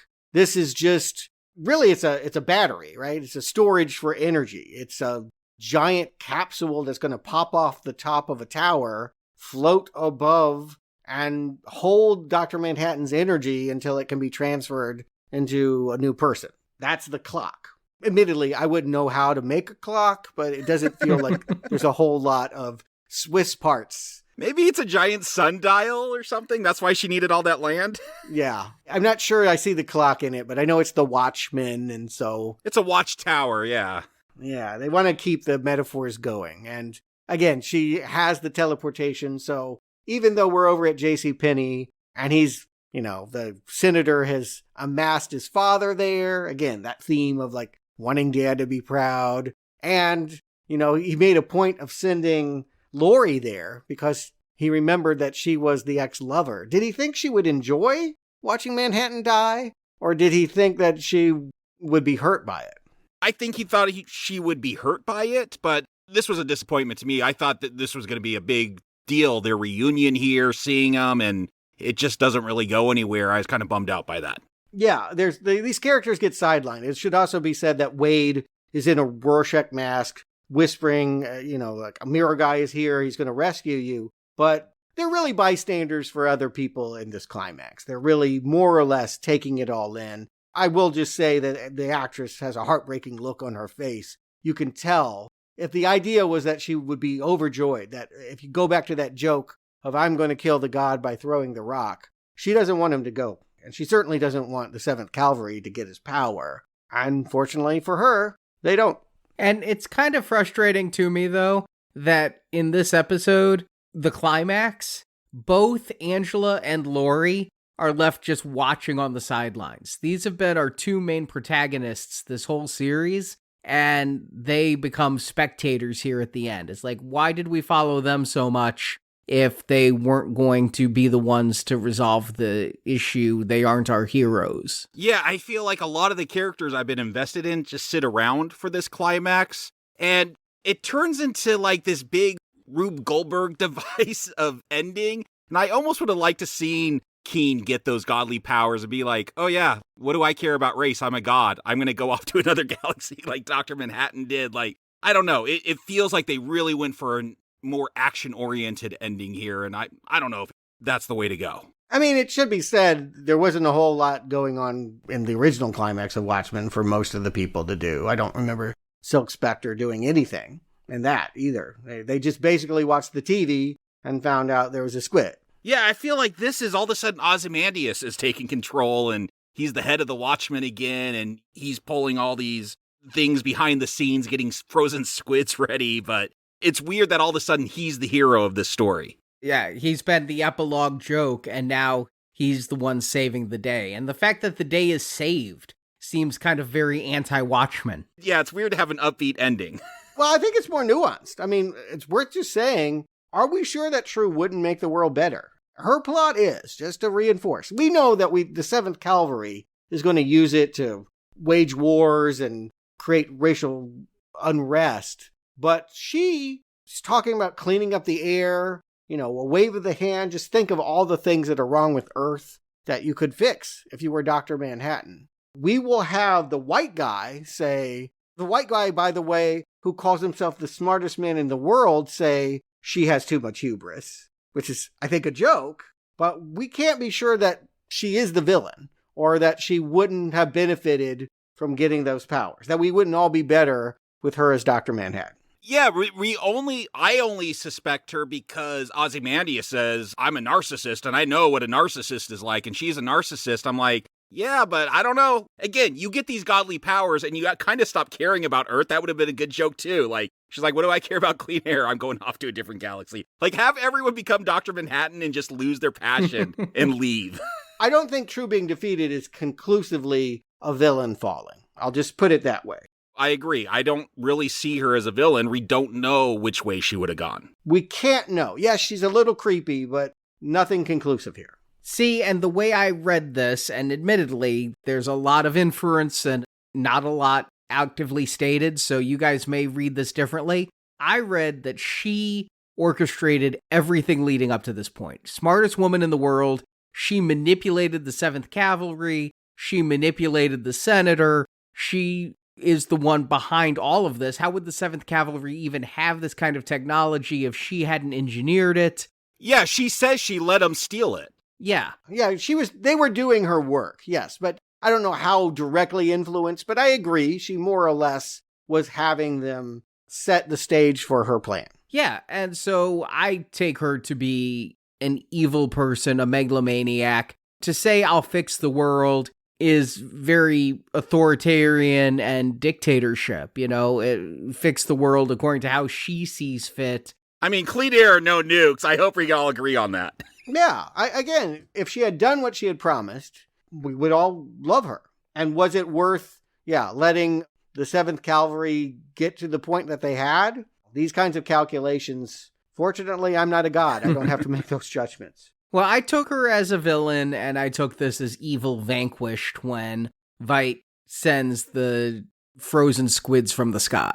Yeah, but again, all it really is a man punishing a woman for doing exactly what he did 30 years ago, right? I mean, Ozymandias has no leg to stand on here by making these judgments about her. No, he is an unreliable narrator. There's no reason to trust him. Yeah, and I mean, I think you even hear that, Laurie was even kind of questioning the idea of oh, yeah, she's the one with hubris. This is, come on. But yes, we are not comfortable anytime light is coming from the sky and people are getting power. This is a cliche of superhero movies that villains often look like this. And so, yes, the easiest reading of this climax is that she is becoming evil, and how fun it is to turn the squids into Gatling guns, freeze them a little bit, and now that they fall out of the sky, they're not just gross little squishes on the sidewalk, but actual bullets raining down, putting holes in her hands. I think killing the cops, too. Yeah, anyone outside. That frozen squid is coming for you. Angela is smart enough to get some kind of, deflecting metal and runs into the theater, and this is where she connects with Will, who's been watching over the kids. And yeah, they kind of process what he knew, his role in the demise of her husband, and we see some forgiveness. We see him advocating that she needs to heal, and maybe Dr. Manhattan dying is okay. We don't need superheroes. Or do we? Because, as you mentioned, Stuart, there's been this egg metaphor the whole time. And one of the things in episode 8 that Dr. Manhattan postulated is that he could put his power into an egg, and then a human could eat that egg and get his powers. Well, there was one egg left in the refrigerator. Did Dr. Manhattan put his power in the egg? And Angela's going to eat the egg. I hope so if you're eating raw egg, that there's some powers in it. Well, I mean, you can get those powers to go train for boxing if you're Sylvester Stallone. But we all knew how this ending was going to come, right? We all knew that it was not going to be definitive. Cut right before she steps on the water. Yes, I'm just okay, they're going to cut the moment she hits the water. We're never going to know whether she has powers or not. And sure enough, that's the hoary ending they take. Hoary? Why is that a terrible ending? That's a wonderful ending. Okay, I would like you to explain why you're saying wonderful. It's an ending, and I like the joke of Ozymandias getting arrested by Laurie for the death of 3 million people. But what is the purpose of Dr. Manhattan's legacy? That so much of this stuff is about legacy being passed on, that now a black person is God, and this has been, about them not having their place. What Will says to her, because he seems to know a lot more than he ever directly says, but he's now living with them. And as he's going to bed, he's like, yeah, Dr. Manhattan was a good man, but he could have done more. And to me, that was signaling that take those powers and fulfill the legacy. Go and be the real superhero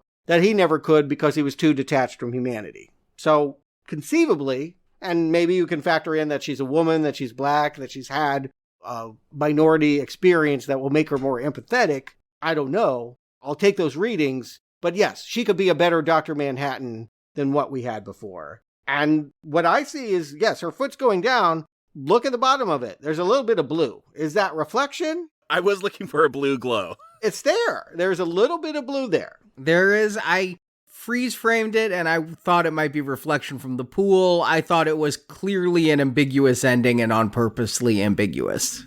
Do you not like that? It feels very non-committal. It, again, like Jacob says, it's an ending, but I don't think it's a very fulfilling ending.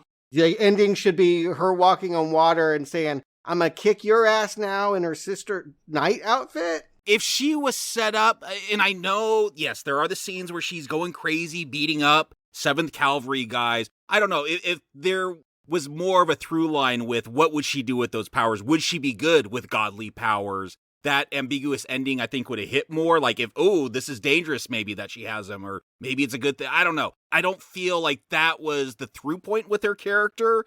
And so it just comes all of a sudden at the end, and I don't really know what to do with it. I don't know. To me, yes, we can't assign whether it's going to be a good or a bad thing that she has the powers, but she probably does. And what comes next could have been in season 2. I mean, just as a TV series, this could have been a great tease for what happens next. You wouldn't have been complaining, I don't think, if there had been promise of another season to tell you. The fact that we will never know, yeah, maybe that does irritate. It's also irritating because I feel like even Lindelof didn't know. Leave it up to the next writers to deal with. I'm wondering if you have a thought about what should have happened. We could have just ended on a more definitive note. I don't think I need to see her eat an egg and reach her foot out onto a pool. We could have cut all of that. And so the ending would be... You're asking me to write an ending to a series that I wouldn't have written to this point where we need this ending. Okay, well, I'm really curious. I didn't hear a whole lot of hate going through this podcast, but a line like that and what you said at the beginning makes me really wonder if you're really going to red arrow this. Oh, I am. I just didn't want a harsher glow. Oh my God. It's inevitable, Stuart. We already know what's going to happen. Jacob Stewart, do you recommend Watchmen 2019? Jacob.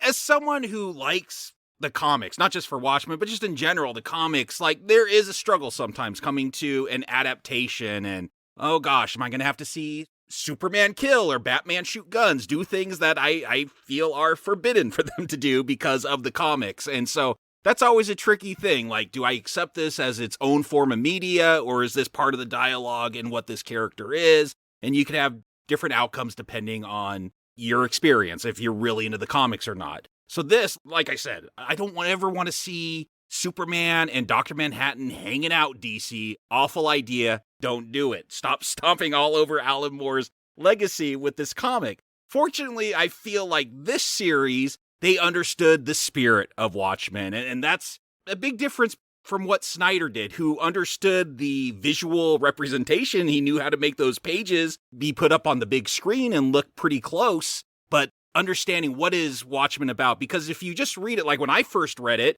I wasn't very mature. I'm like, oh, this is kind of a hokey murder mystery. What do I care? But then as I matured and learned more about history, world history, comic book history, like that graphic novel took on a lot more meaning because there's just so much going on. That's how Alan Moore is. Go read League of Extraordinary Gentlemen and you'll understand how well read you are, whether you're following the story and characters or not. Like, if you haven't read those novels, then you're not going to understand these characters. So I'm glad that this has that spirit of the Watchmen, the complexity, the moral ambiguity, dealing with difficult subjects, race. Like, if 2019 and now feels like a whole world apart, and like if this was coming out now in 2023, there would be all kinds of think pieces. Maybe there were and I just missed them. There were. Okay. I just wasn't into the show, and so none of that came across my way. But I'm like, wow, this is really inflammatory. Some people could take it that way, and the ideas it's getting at with America and white supremacy and race and can we get along and how do we overcome all those problems? Like, all that stuff works. There are problems with the ending for me. We've discussed it. Like, it doesn't quite hit, but this is a very, very good series. This is worthy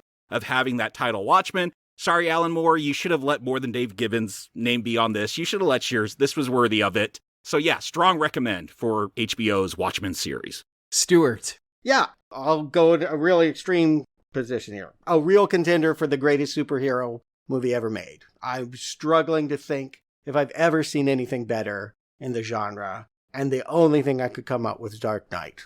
Dark Knight might be better. They're very similar, right? They're both in the spirit of Alan Moore and better than Alan Moore, because Alan Moore has really long, talky dialogue bubbles that go on forever, blah, blah, blah, and he never lets a sense of fun come into his work. He's so intelligent. He's so thoughtful and philosophical, but he never has fun. And what this series has improved on is you actually let these characters live and breathe. They aren't there holding up their archetypes and their representations and symbolism and just offering commentary and deconstruction. You really care. Again, if this had just been a CBS show about cops, and that first episode was just the beginning of many adventures of Don Johnson and this crew, I would have kept watching. I think that it's just the chemistry that you have. But then all the surprises, all the left turns and things that you think are happening and then they don't, the mysteries, the floor falling out, just delightfully constructed. This thing is a mystery box that you could watch 100 times and find new things in it throughout. I'm so impressed with it. I don't have fault. There's nothing here that I dislike. I think it is a perfect representation of superhero. Wow, perfect. I don't know that I've ever heard you use that word and not qualify it. And as I've stated, I'm giving this a weak not recommend, basically because as a series, the early episodes left me very cold and I found it a hard series to get into. I wouldn't have kept watching past, I'd say, episode 3 if it wasn't for Now Playing and us reviewing this. And that, to me, the fact of I would have turned this off makes it a not recommend. Now, the thing about it that is a little sticky for me is it gets better. I think that starting with episode 5, it really has a good upswing. I didn't hear you say you didn't like the first episodes. I heard you say I was disappointed there's no Dr. Manhattan. There was that as part of it, but I also just had trouble getting into the series. I didn't like Sister Night as much as you did right off the bat. Okay. But to me, this series gets better. It peaks with episode 5, but episodes 6 and 7 are really strong, episode 8. And then episode 9 feels like a bit of a letdown. I wish that all of the Veidt stuff paid off better than him just showing up to throw calamari. I wish that it felt like it was integrating more of the characters into the climax instead of having them be spectators of the climax. There's a lot of good in this series, and so I hate to poo-poo it entirely, and that's why it's a weak not recommend. But I can't recommend a series that I wouldn't have continued watching if it were just for my own enjoyment. I think you can. I mean, I'll offer, sometimes I watch something and go, this is not very good, and by the end I'm won over, and I say, oh, it's good. Yeah, because I come in one way does not mean that I have to say that's the way I feel. Are you saying it's like a tunnel? You could go in one end and come out the other, different? A tunnel of love. Yeah, well, this was not a tunnel of love. This was a tunnel where it was a one-way tunnel, and I couldn't get out of it. And you know what? If this had really blown me away with episode 9, and all the pieces had fallen together in a way that I felt was more fulfilling, I probably would Green Arrow this, because I am borderline. But as it is, I just didn't find the trip worth it. The juice wasn't worth the squeeze here. I'm not swallowing the raw egg, and I'm giving it a red arrow. Okay, I'm trying to respect that, but just to close the loop on this, and you're with Zack Snyder so much more because there was a grandeur and a vibe to his work that this never came close to replicating. The way he used music, despite having Trent Reznor here, this series never lived up to that. Despite how overblown Zack Snyder could be, how overlong some of those cuts of Watchmen grew to be, I just found myself really enjoying Snyder's vision. And by vision, you mean just literally the visuals. Yeah. The visuals and the cinematic quality really hyped you up. And it was a rock and roll show to watch that movie. Yes. Okay.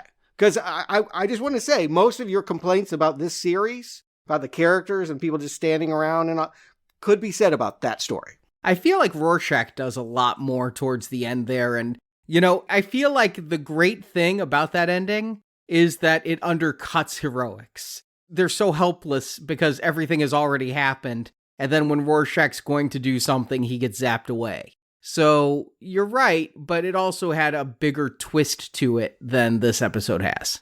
Okay, well, I'm stunned and surprised, but there's still one more DC in the pot, and I guess maybe this will be the one to bring us together. Maybe we'll both agree The one Arnie's looking forward to more than this, Aquaman 2. We'll both agree the Lost Kingdom is not a lost opportunity. Yaya's back. It's just worth saying that Yahya Abdul-Mateen, too, was in this series, got an Emmy for this series. He'll be back. I think they're all coming back, right? Even Amber Heard has somehow been left in the picture. Barely. She's apparently in it briefly. If you look at the trailer, you can catch her for a fraction of a second. Yeah, we'll see. You know what? I did not like Aquaman. And there's nothing about this trailer or the years of retooling and editing that lead me optimistic that this is going to be worth anything. But Jason Momoa can be fun, and hopefully it won't suck too much. It looks like he's having fun in the movie, and so I hope that means that we'll have fun watching the movie. I don't know, it depends how many scenes they have of an octopus playing drums.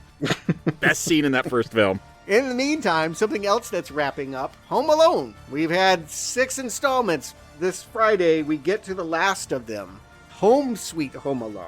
I don't know if it's going to be sweet, but it's going to be an end. I am hopeful. Optimism reigns supreme with me, we know, but I am hopeful because this was a made-for-Disney Plus movie. We know that Disney is trying to put more prestigious content on its streaming service. We've reviewed a lot of Disney Plus TV series, or miniseries at least, that we've said some positive things about. We know that they put their money on there, looking at the budget of Secret Invasion. Could this be the best Home Alone since the first? It has the possibility, just based on the pedigree and the cast. And how terrible the ones in the middle have been. But we'll find out for our silver level donors. Ring those silver bells if you can. I know it's the holidays, but if you can donate $10 or more, you'll get to celebrate the season with 6 Home Alone reviews, the 6th of which coming out this Friday. And yeah, I don't think the movies are very good, but I really enjoyed talking to you and Justin about them. It's a lot of fun. I hope you can join us because I think it's a good time, even if it's not maybe a stellar series. So Jacob Stewart, thank you for joining me. And until next time, good night and Kareem!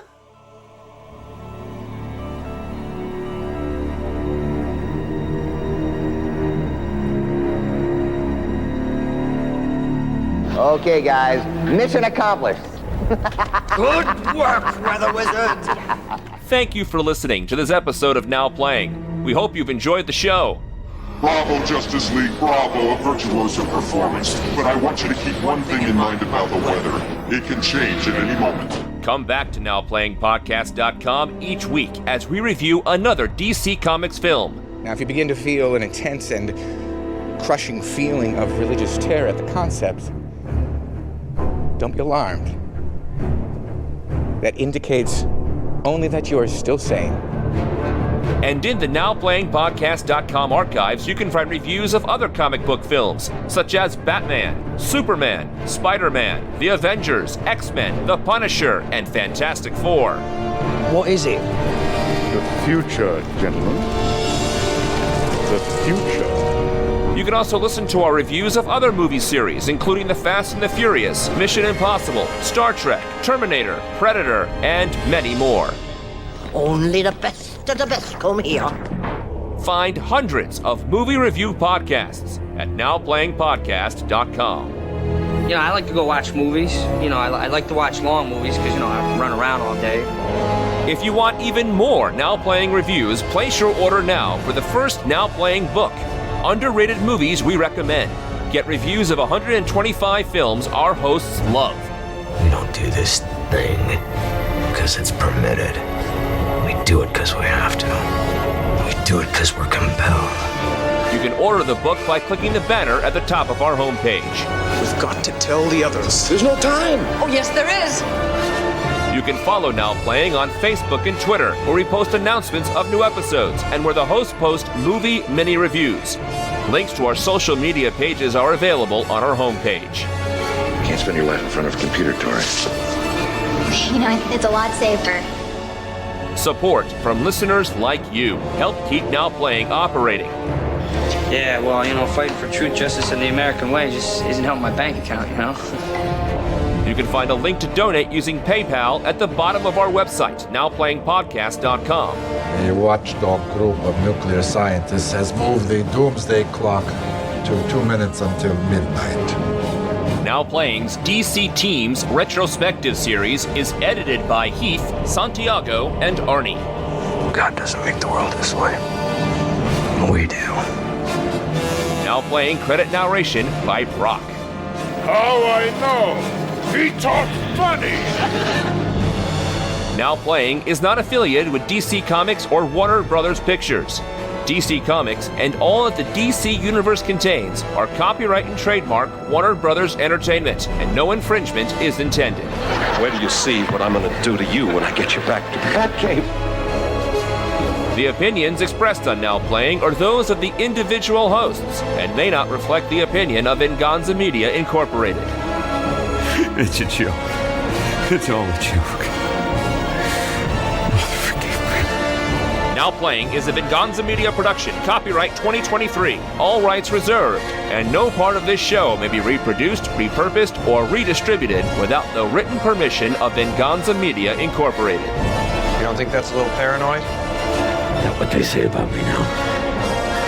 Paranoid.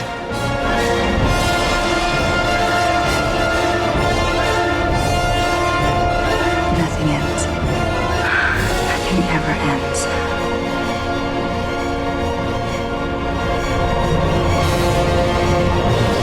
Superheroes, disperse!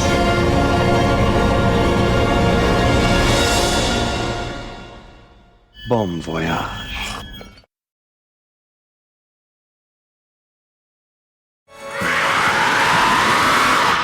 I didn't know he was Jehovah's Witness. I knew it was some kind of religious bit, but I didn't catch Jehovah. Yeah, Watchtower's a Jehovah Witness. Oh, okay. I'm not familiar. But they haven't knocked on your door lately, I guess. Long story. But oh no. But so Jacob Stewart, thank you for joining me.